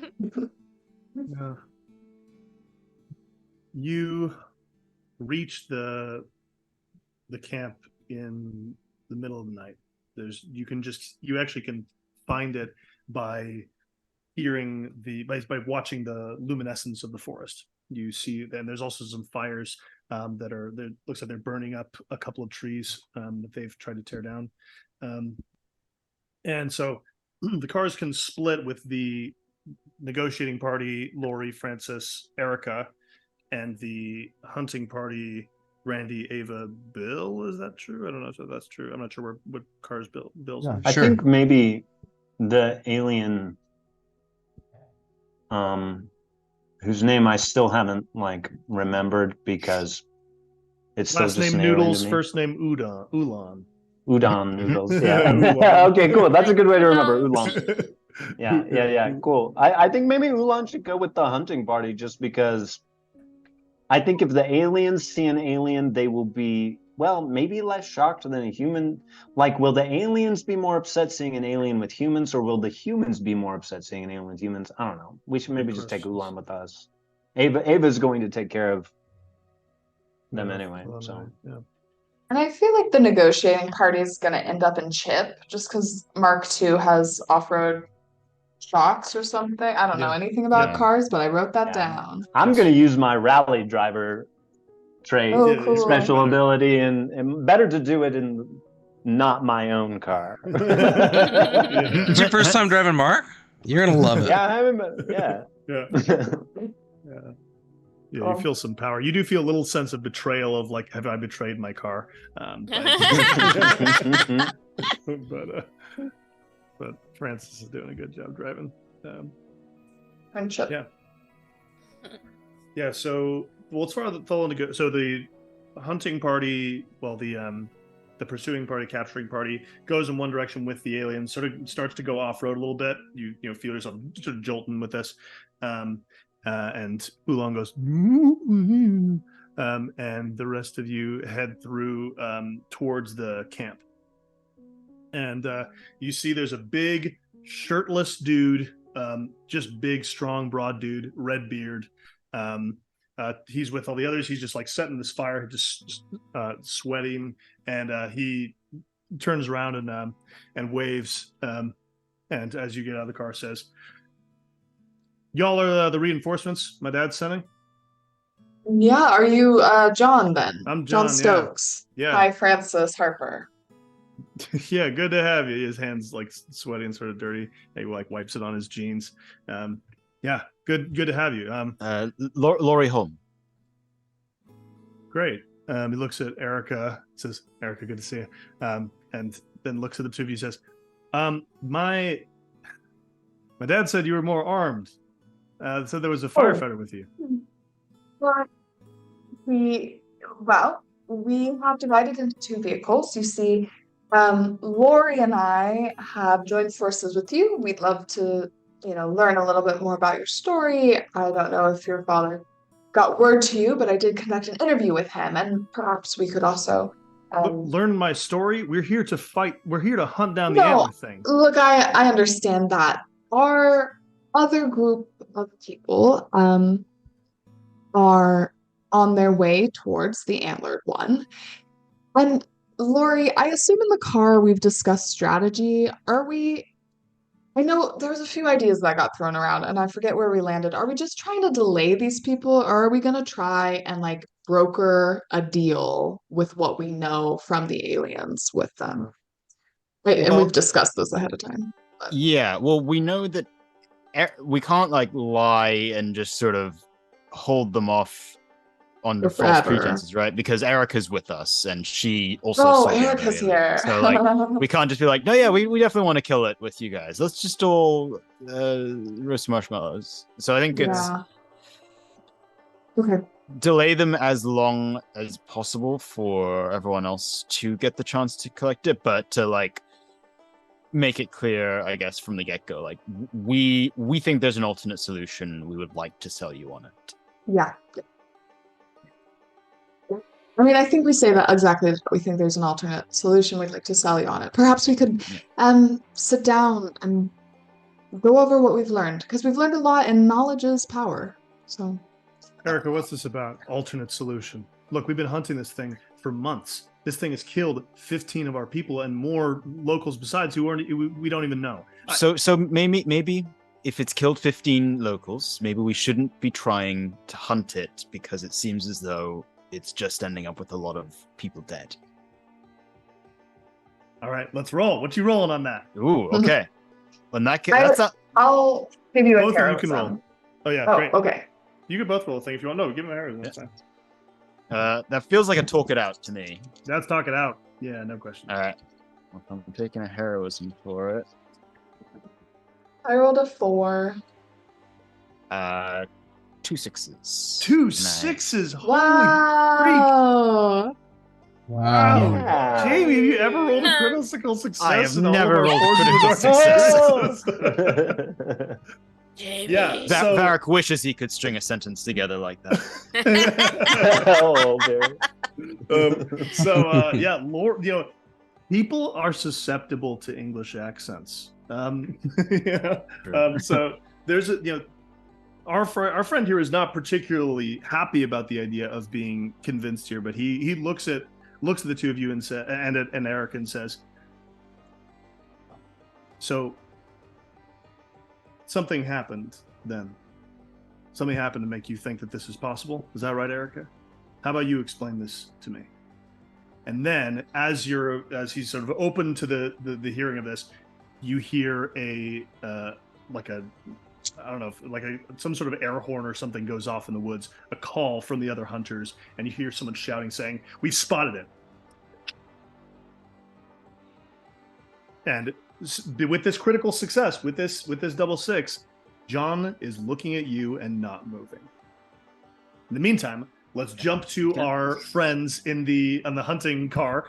So you hear the aliens next to you hear that noise, and you see some luminescence in the forest in the distance of where something is moving. And there's actually this flock of like weird nightbird insects that fly out of this section of the forest, screeching in uncertainty as something is moving through the trees at some distance below. The aliens sort of head further in their vehicle and gesture for actually they get out of their vehicle and start going on foot because the brush is too thick here. So what are y'all doing? Get out. You on could probably foot. their vehicle is not as On foot? not as tough off-roading as your guy is, so you could Oh. I mean, Randy, let's give him a little taste of that earth spunk, huh? yeah. Pushing it down. Yeah. Yeah, you head down, heading down through the woods towards us, and you can see some 300 feet distant the towering shape of the antler thing. It is Oh my this gosh. like mix between an elephant and a stag, bigger than an elephant, but they're like these huge, wide paws. It's got 4 sets of antlers, some of which go back to its shoulders and are like thick enough to be limbs. And you see on these trunks these like shapes of decomposing bodies of human beings, as well as you see a couple of suits of aliens. Oh. And so it's like sort of tromping through. But it is not yet noticed you. You have the moment to make your move. I feel like following the lead of the aliens. What's their manner? What's their approach? What's their, like, are they holding back and waiting for us to take the lead, or do they seem to have some idea of how to do this? Yeah, one of them has one of them is wounded and so is like very much taking the back seat. The other is starting to head forward, but like throwing looks at all of you, sort of like hoping that you'll join in with him. He doesn't look super confident, but he does have one of those bolas. Ava Actually, has 2 of them, one in his hand, one in his waist. Ava has the other bolus and also her like gun slinged over, and she's gonna like tap the driver's seat headrest, and she's gonna say, "Stop the car, kill the lights." I do so. Yeah. And Ava's gonna get out and join that alien. Great. Okay, me too. Yeah. Fabulous. With my axe. Yeah. So, My ass. And my harmonic rifle. Oh, that's right. I'll call back and be like, Oolong, stay down. Yeah, Oolong looks at you and looks at the thing strangely and lets out a little coo, but agrees with you and stays down. Is it a cute coo? It's a coo of like, sort of fascination. Okay, thank you. Roll for our alien hunter friend. Rolls 5. Does pretty well. So he like heads forward sort of slowly through the thing and lets out like a sort of song cry and flings this thing that expands midair to be from about like 2 feet long to about 12 feet long. And like the bands in between these spheres glow, and it strikes like an antler and a foreleg and like part of this creature, and it sort of roars and like splashes out with its huge sort of clawed paw, and it tears down several trees. One of them, like several of them, falling in your direction, sort of tumbling down, and one of them immediately strikes the vehicle with the wounded alien scientist on it, and the vehicle is crushed. You don't see the alien. And this thing is now looking at all of you sort of in fury. You then hear up the hill gunshots from a couple of these human hunters who are running down, not opposite from you, but like if the creature's here, you're coming from this way, they're coming 45 degrees from you. So you can see them and the fire from their gunshots. Uncle Bill, get Mark 2 out of here. Oh boy. So yeah. Or Randy, somebody, uncles. Is there room I got enough it. to drive? Like, we are in the woods. Yeah. But the creature is sort of stomping stuff. This is a lot of like underbrush. So can we drive here? You can drive. Yep. Okay. No.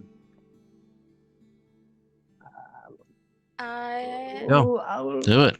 Rally drive. I think I want to stay in the car, and I kind of want to corral it. Does it seem like the function of these bolas is like they will?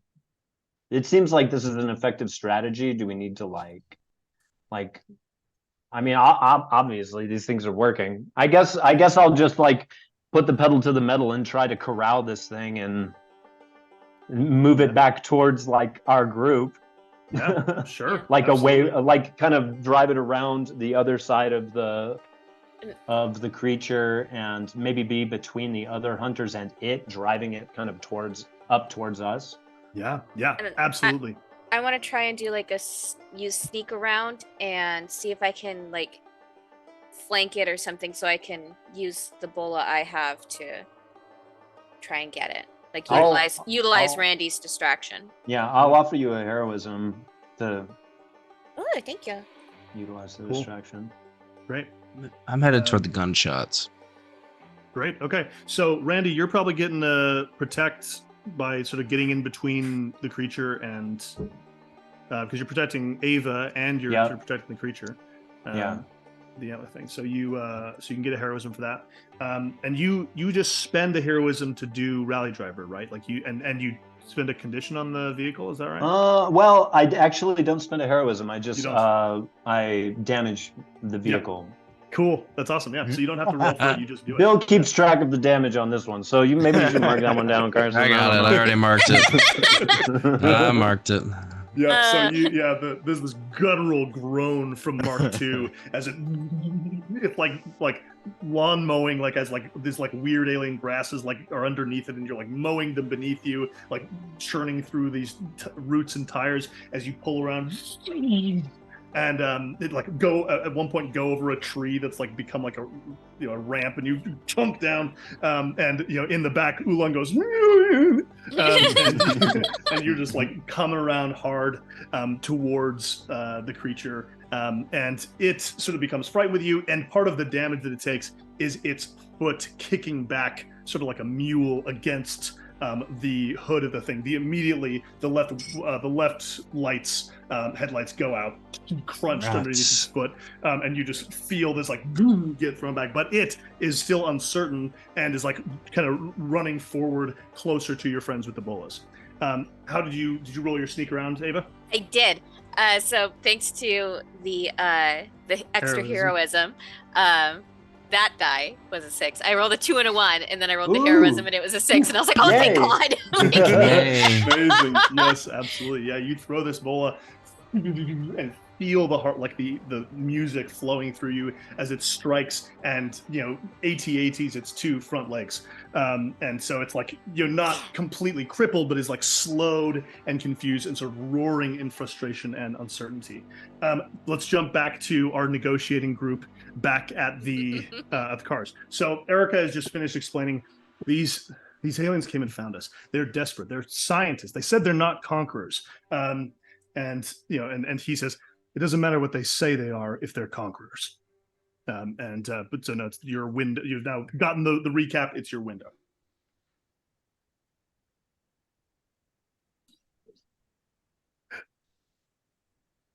What you doing?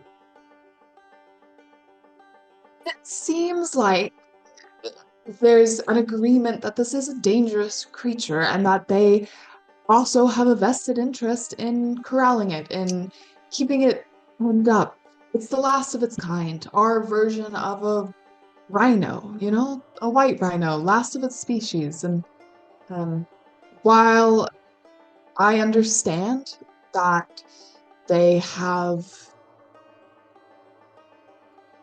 colonized and changed this whole area, I don't think it was their intention. I think it was largely accidental, and that if we can negotiate with them, we can save so much bloodshed, and that they're willing to give you some of this land back. But fighting them, more of us are gonna die. More of them will die. Surely you can see that. He's listening. Go ahead and make your roll. Think this is talk it out, or is this be the boss? What do you think? I would like it to be talk it out first. Yeah, that's great. Would you like a heroism? I would love a heroism. Take a heroism. I like the story of it being you just occasionally chime in with a British accent and the Americans are all impressed. Pip pip cheerio. Yes. 5. We know all about colonization. Yeah. Keeping my mouth shut on the colonizing front. Great. That's a 5. Yes. Yeah, great. He's listening to you, and he says, "Look, if you're right, then they could help us. We could stop the thing together. We could capture it in some way. And you hear a scream as one of the hunters gets flung. Like this body flies through the forest and like crunches onto the ground like 100 feet away from you all. It has been thrown by the antlers of the creature. And he says, "But we need to stop this thing now." And he grabs his gun and is heading towards that direction. I mean, now's the time. If we can help corral it, then we have a chance of negotiation. We have a chance of saving humanity in this region. And I'll say that as he runs away, and I'll start running with him. Yeah. I'm concerned about Ava. What he and I says wanna get before there he like too. what he says before he full on runs off is he says, "This creature is going to get to decide for itself whether it's going to live or die." And he runs down after it, and you see him fire. Bill, what are you up to? There's still a few more. There's more hunters coming down the hill. Yeah, I'm trying to intercept them. Right. And I'll be shouting at them, hey, like trying to get their attention, not to like shoot at me. I'm just like, stop. No. Yeah. Great. And so shouting, I don't know if any of them got my attention, but Yeah, absolutely. No, there's a couple of them who are hearing you and you know are saying it's that way. But yeah, and I was like, I'll be like, stop! There's a plan already in motion. Like trying to get them like to get into this, and I'll say, you're jeopardizing the operation. And I want to yell. I want to be the boss, and I want to use some heroism. Yes. So let me spend a little heroism, and let me get you a little die roll here. Yeah, do it. Woo. Yeah. Oh, sorry. Oh my gosh, come on. Oh, I'm sorry. I see what happened here. Sorry, I was trying to get my. I had digital dice, and then it's not a good story. You're all good. Okay, I roll my d6s, and here's what I got. I got a 4. Okay. Yeah. So one of them stops you and says, and looks and like gets a sense of the situation and says, "How do you get a hold of this stuff?" Like seeing the tech that you've done. It's like a big hole. Yeah, just like rifle you got. The other one ignores you. Is like too frightened by the figure of the creature and makes a shot. It roars and it's like still like struggling against its bonds that Ava has thrown against it. Can I yell at that man? Yeah, you can. Yell just at for a that man. second. Just because I feel like I need to, and it's like, hey, that's my family down there, and I'll I want to like shove him and say like, listen, like just trying to get them together. So I don't know if he'll stop antagonizing this monster eventually, but this was my goal, is to be like, and then eventually if like this guy's listening, it's like, we need to corral this thing. It is too dangerous, and that is exactly what they are trying to do down there right there. Now you can help that operation, or we can be working against each other, and more people will die. Yeah. Oh yeah, that's good. That's good. So this guy listens to you. He sort of like calms down for the moment. Right. Randy, you are inside the car. The front of the engine is steaming a little bit from the whatever damage, and like there's a leak that's going off from something that got crushed. What are you up to? I want to spend a heroism to find a useful item. Heck yeah. And I'm wondering if there's any sort of like, I mean, I don't know if there's a winch on this small SUV, or if there's like maybe some, I mean, Mark was a sheriff, but this was his personal vehicle. But is there anything in the personal vehicle that would help me in, like bringing this creature down? Yeah. Say like a Empire Strikes Back situation. Yeah, like, that's kind of what I'm picturing. Yeah. Like when you said the AT-AT thing, I'm like, what if I got a winch and like, you know, put it around the trees? Or, I don't think that would really work. It's like elephant size. But sure. I wonder if is some sort of useful item that I can use. And if not, I'm just probably gonna, I don't know, get out and run and jump on it. Or something. I think there is. You're near enough to the half-crushed alien vehicle, and if you look next to it, you see that the body of the other scientist that's been crushed and is lying motionless next to it. But part of the storage of that vehicle has opened up this like weird briefcase thing, and you see spooling out of it is the equivalent of an alien chain. It appears to like have a sort of like elastic quality to it. You do have a hook on the back of this truck that you could, Mark had a trailer that he would sometimes hook up his boat to that he went to the lake with. So you've got a chain, probably 200 feet of chain. It looks like it extends as well. So yeah, you spent that heresy. You found this alien chain. Okay, I have an alien chain. You also hear, as you're like moving around here, like running around the back of the car as the creatures are storming and raging and like trees are falling down left and right. You hear Ulan is singing in the back of the car. And Okay. as you hear the singing, you feel the chain in your hand move, like it's being lifted. Okay. It's my son.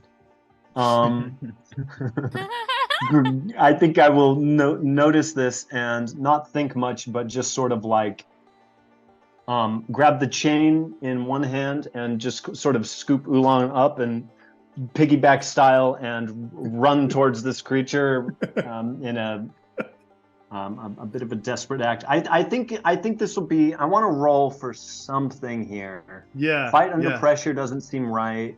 Rig and repair possibly, but unless we're talking about just like the pressure of like running towards a alien elephant. Yeah, this moment of courage. I think either of those I believe. It's the fighting under pressure of like getting through this brush and the falling trees and all this stuff, or it's the rig and repair of like making this chain work.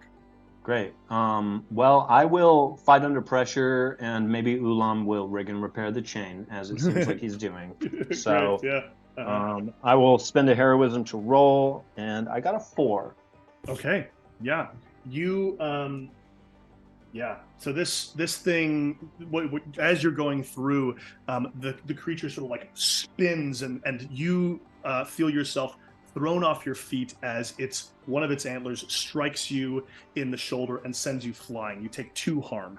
Okay, I will resist that. Spend another heroism to use my impossible endurance special ability to resist that arm. Hell yes! Are you a guy? Like, what the wow? This fucking you got a thing to do. Yeah. Honestly, it should probably be 3 harm that you ignored because you've got the power to ignore 3. So yeah, this like huge hit from this creature strikes you, and you like basically somersault. Like you get hit, but you take it, roll, and you are back up on your feet. And the baby has sort of like the baby.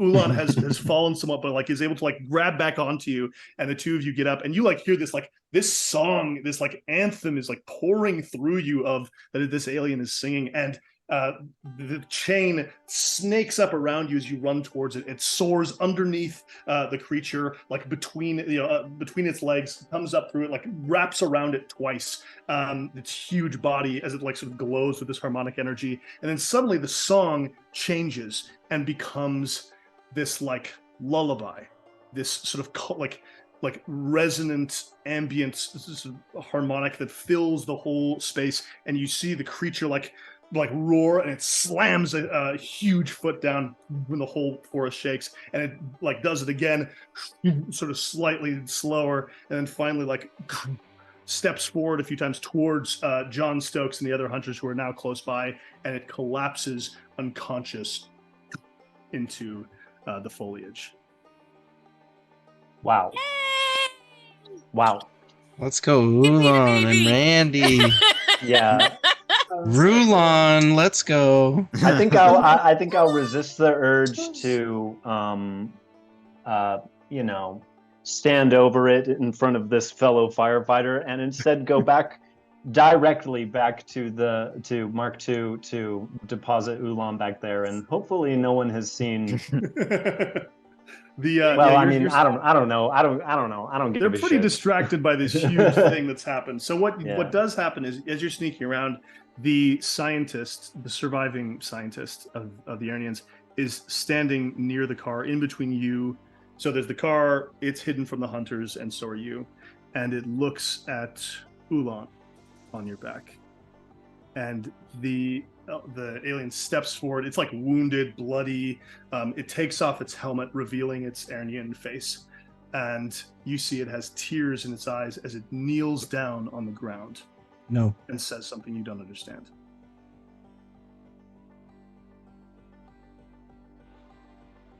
Ulan sort of climbs down slowly off of you and reaches towards the scientist and like takes their hand in its hand and lets out a song, and the alien sort of relaxes but stays in this like kneeling position.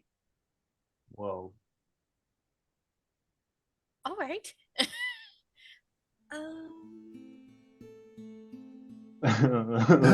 I'm just like watching this and I'm thinking what like, did you do? I'm really glad I didn't like kill this baby with my axe like I tried to when we first met. I fucking told you. Okay, aliens into the car. Meanwhile, the hunters and everyone are with Lori and Francis and Erica at the captured thing. And so as you're there, you see this moment where the alien basically, with you, Randy, leaves behind several pieces of technology, sort of its payment to you, and then it steps forward towards the hunters with its arms raised, and you see a negotiation begin to take place where the alien, Erica, begins to speak on its behalf. It has its translator still, and talks to you about, begins to speak with the humans about its plans for capturing and keeping the creature sedate. Wow. That's crazy. And John is willing to listen, but it's there's still some tension here, still some uncertainty, but they do soon see this dead other scientist who died trying to help capture and sedate the creature as well. So that's meaningful for them. Here. Yeah, okay. There's a note of sympathy here. Okay. Are there any particular things you all want to say to this group as the negotiations, as like the conversations are beginning to happen? Was talk of an interview with John. Don't encourage her. I'm not sure Francis follows up on that, but I think at some point she's gonna check and see if Erica is gonna be the person to guide them through the rest of Weird Virginia, or if like, I don't know, would an Aaronian be our guide? I don't know, man, like it that'd would be cool. cooler to interview the Aaronian. You get the sense that this Aaronian is in demand because they have to be the instrument of keeping this creature managed for the group. But there is the Aaronian is willing to speak briefly with you. Yes, I want that interview. Yeah. Yeah. What questions do you ask it? Just like sort of generally, word for word. I think I want to ask it if you could have humankind know anything about you and your people and what you're doing here. What would you like them to know? The alien responds generally. So it's halting. It's a little bit confusing. There's the language is not super clear, but it says that they did not mean to come here. And so everything that has been done by people who were confused and didn't agree on what was supposed to come next.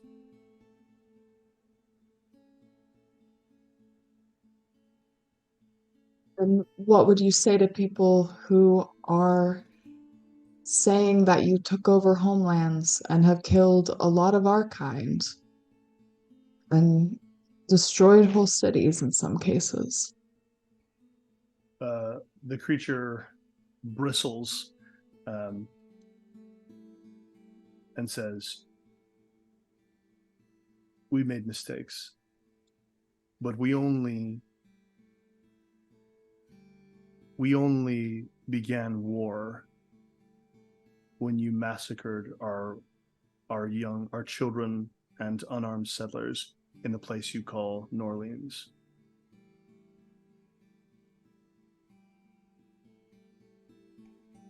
Oh.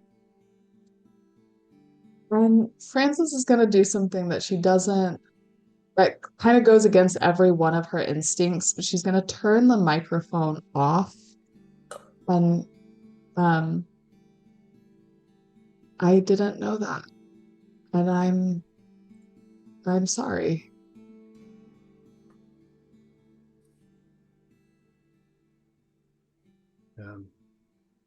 Yeah, the alien is being pushed around a lot and has a lot of is very afraid of what's coming next for it and for its people. So it accepts your sympathy, but there's a coolness to the response, not a very open emotional response. Yeah. I'll thank the alien. Do I have a name for the alien? I'd ask that. Yeah.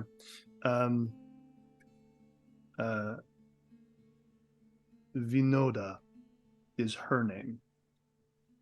She reveals that she's a mother and her children died in the arrival. I think hearing that, Francis would kind of automatically glance towards Bill and say, I'm so sorry for your loss. I know, or rather, maybe I don't know what it's like to lose a child, but no, it must be really hard. It's a really hard thing you're going through. And Francis, yeah. Part of this interview is happening sort of publicly, and so the creature doesn't, the alien, she, Vinoda, doesn't communicate super openly about some things with you. But in the end of the interview, she reaches towards you and says, "You must keep him safe." What is he? I feel like a prince. He is. And she searches for the word for a while, and she says, "He is one of the elders." Meaning that he's old, meaning that he has knowledge or power that others don't. And since this is a narrative, she gets pulled away at that moment by the guys. Of course. How crazy how those things work. Darn! Yeah, weird. Crazy random happenstance. Yeah. So that's sort of where we end here, but I want to sort of like epilogue of this and sort of the epilogue of our sessions here, giving people a sense of the beginning of the game. I'm curious, what are the moments we have with these people in Weird Virginia? I think Erica is willing to guide you out, and you're able to get out in the next day and reach the edge. But I'm curious what your moments are with each other, with Ulan, and with the changed woodlands of Weird Virginia before this ends. And this doesn't need to rush. It can be a scene or whatever you're thinking. I know Francis would like to, having gathered all this material, to do another radio broadcast. Mm-hmm. But I think, she understands some things that she hasn't before, and she's gonna kind of approach each member of the caravan and of the family, and I don't know exactly what this looks like, so if other people want to chime in, but I know Bill was interested in the radio too, and Lori is still trying to use it to find either his girlfriend or his family, if he remembers either of those people at this point. And maybe she does write out a script for Ava, or they collaborate on a little written piece. But she does a radio broadcast with a lot of this information.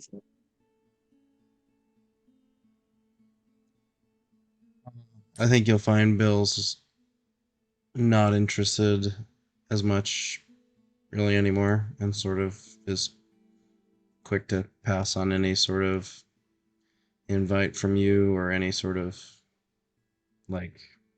participatory gesture. I think. Oh, sorry.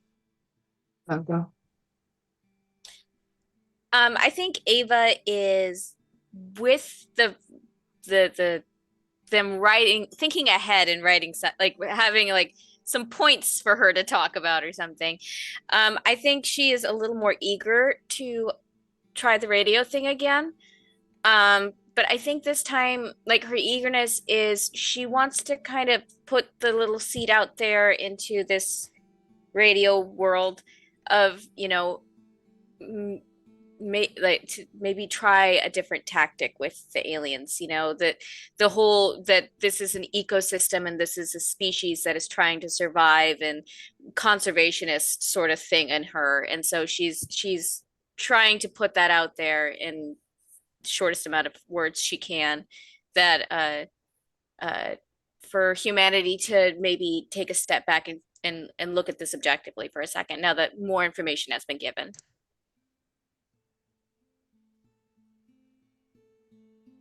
That's great.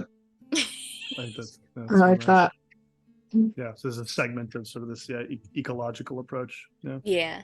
mixed with the stories of these interviews of the different people, including this alien who gets interviewed, which is quite a powerful bit of reporting. Mm. It must be great. Oh. Right. What about Lori? You participate in the radio show, and anything else you do in this moment before you leave the region? Do we think that the radio has any chance of reaching England or England? West Coast? I mean, still no. I'll Not keep directly, working on that, but it could be like a hop, yeah. skip, and a jump kind of situation. Yeah, I mean, it could get there, get picked up, If you want to speak into the radio, you could say, for people who have operating radios, if you want to keep passing this message along. Yeah, sure. I'll give it a go. For people who have operating radios who want to pass this message along, hello, my name's Laurie Home. I'm trying to reach my parents, Brian and Brian Holm, and he's my father. He lives in I just want them to. I think of them every day, and I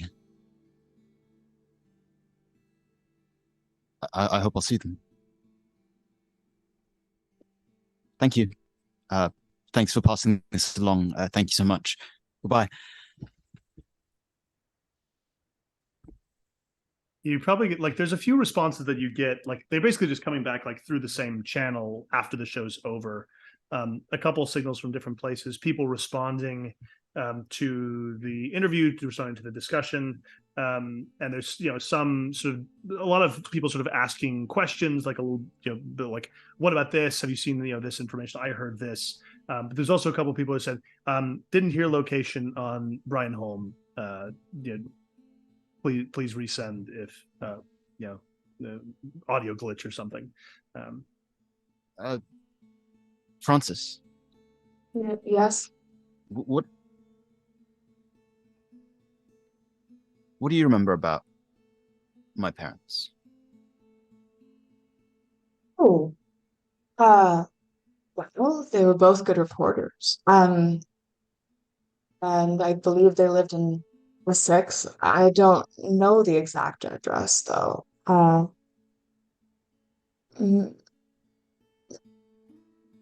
You liked them though, right? They were fun. Lord, how much do you remember? I remember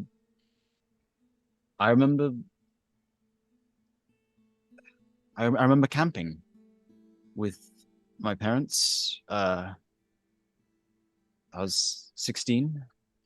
It was a family camping trip. Were they fun on the camping trip? Well, they took me camping, so that's a certain amount of fun, right? I don't. You all asked me my mother's maiden name before. What was it? Yeah. your mother's maiden name. I mean, I think I didn't actually know. I was just hoping you What did. what did I say? Oh, you said, and I don't.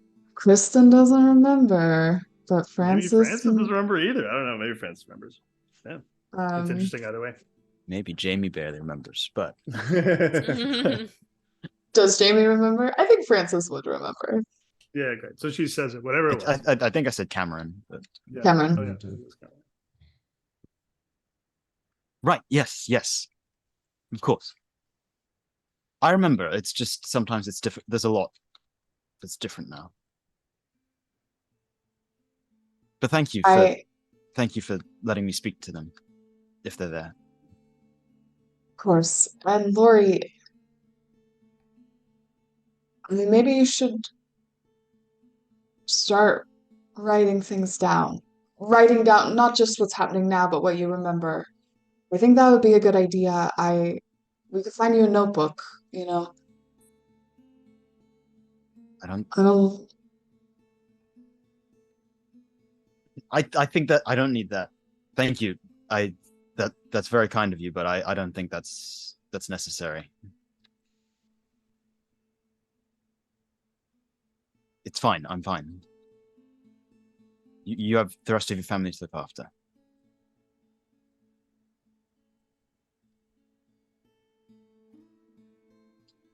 Yeah.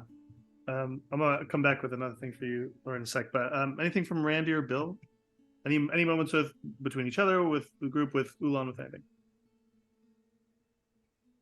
Oh, I don't know. I think maybe there's a new kind of strange connection between Randy and Ulan, like just a respect. Yeah. Probably don't talk or engage much with Ulan, but just sort of, I don't know, quietly sinks into the background of this group dynamic. Doesn't really want to talk to this other firefighter. Has like heard of this other firefighter's like heroic exploits, and Randy wasn't ever very good at it. But so probably doesn't really try to engage him. Sure.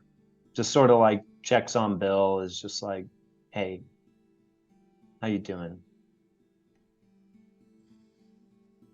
Oh, damn it, Randy. This is a lot worse than I thought. Yeah. Yeah. Just like pat you on the back and doesn't really say much. You stay there, though? Yeah. Okay, that's nice. I think Bill will just let you be there. And he doesn't say anything really, other than like probably some time goes by. And finally is like, Ulan is wild. Yeah.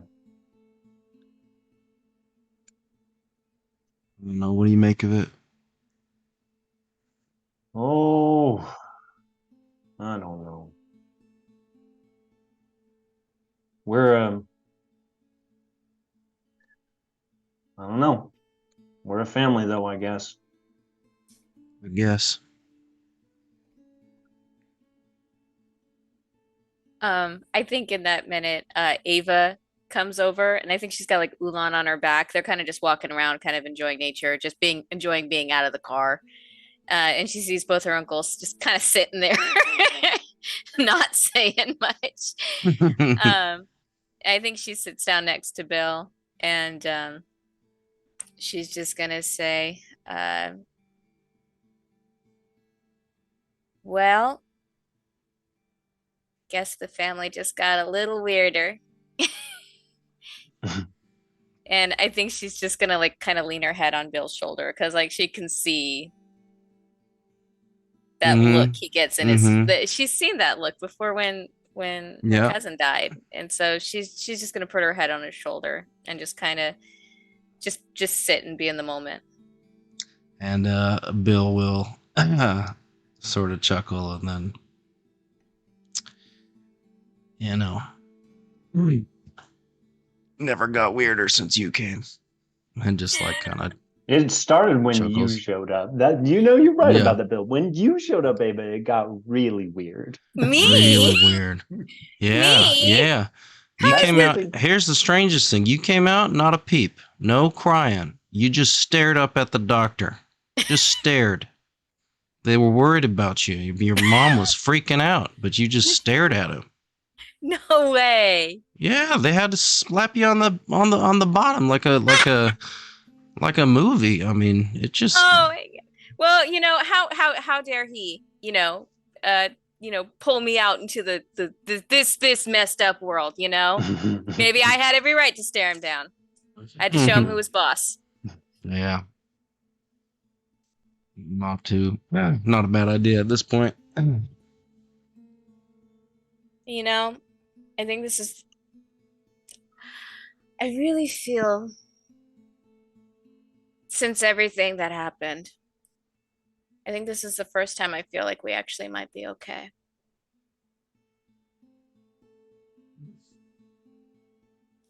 And we might actually make it out of this. Maybe. I don't know. Maybe it's just the fresh air getting to me. I don't know. We're pretty lucky. I think we're lucky. Put like a arm around Randy, an arm around Ava. Pretty lucky. They all died. No. Yeah. I think you all, like sort of the montage continues. You keep traveling through. You've left behind the Stokeses and the aliens and the ecosystem, Weird Virginia. I think there's probably a moment, Bill, when other people are napping in the car and you're driving, and you see in your peripheral vision a Cheeto Yes. held by a little alien hand, And reached out towards you. I'll take it, and they'll kind of look back and go, Cheeto, and then take a little bite. Cheeto. That's right. That's right. Yeah. And then he'll put his hand back like this. Yeah, I guess Hope for a this few is more. Great. Yeah, it's good more. I think one moment for Lori is when one of the next times you're napping in the car, you dream and you find yourself sort of in first person, in behind the eyes of someone else. You are wearing armored gloves, black and red. You're in the sort of helm room of a great vehicle that's moving across a frozen, icy landscape. You see the shape of a city where two rivers connect and become another one. You probably wouldn't have the geography particularly to recognize this as Pittsburgh, Pennsylvania, but you see this ship and you see these greenish explosives landing on the city, and you see this statue, this building that looks like a castle, tumbling and falling, the skyscraper falling and crushing. And you hear the screams of people. You see more vehicles moving through, and you see the armored hands continue to move. You hear your own voice speaking and giving commands, and you then turn backwards and turn around and see this hologram on this table, and you see a map of North America, and you see a wave of red moving from the East Coast towards the West, and then you wake up. And unless there's any other moments, I think that's sort of our like closing cliffhanger of there's more to go in this journey. But what other moments for people? Yeah. I just had one last. Please, Sorry, yeah, of course. I thought of it in this you got it. moment. Yeah, it's great. I rolled for it, Ted. Okay. But I rolled rig and repair. Okay. I got a 6. Mm-hmm.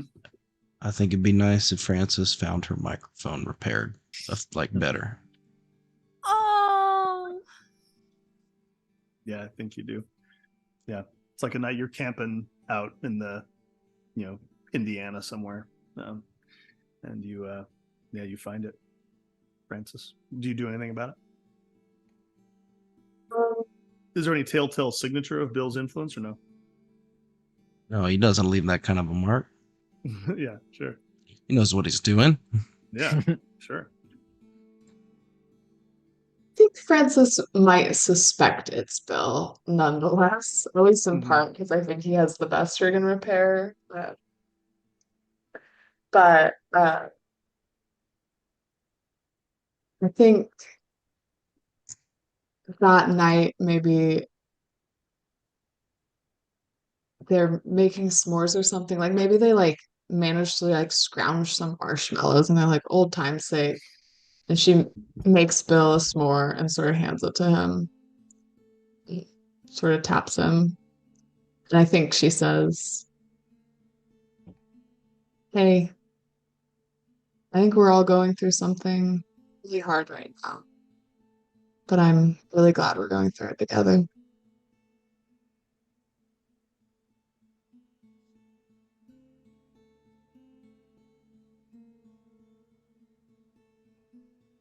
We'll leave it at that. Yeah. Take a bite of the s'more, and then the credits roll. Roll them. So that is The Last Caravan. Thank you all. Those are Oh my lovely moments. gosh. Oh, it was so good. Everyone It did was such a good so job. fun. You guys, you're I the love everyone. best. Thank you all so much. This is great. And hopefully we'll come back and do some more of this journey later on. We'll see. We'll see what happens. We'll see. I mean, it'd be interesting to see what Nice. happens to the Harpers, to Lori, to Ulan the Elder. Who knows? Kind of wild. Whatever that means. Yeah. Friggin'. I haven't read the lore. I know. I'm like, Yeah. ooh, a lore drop. Okay.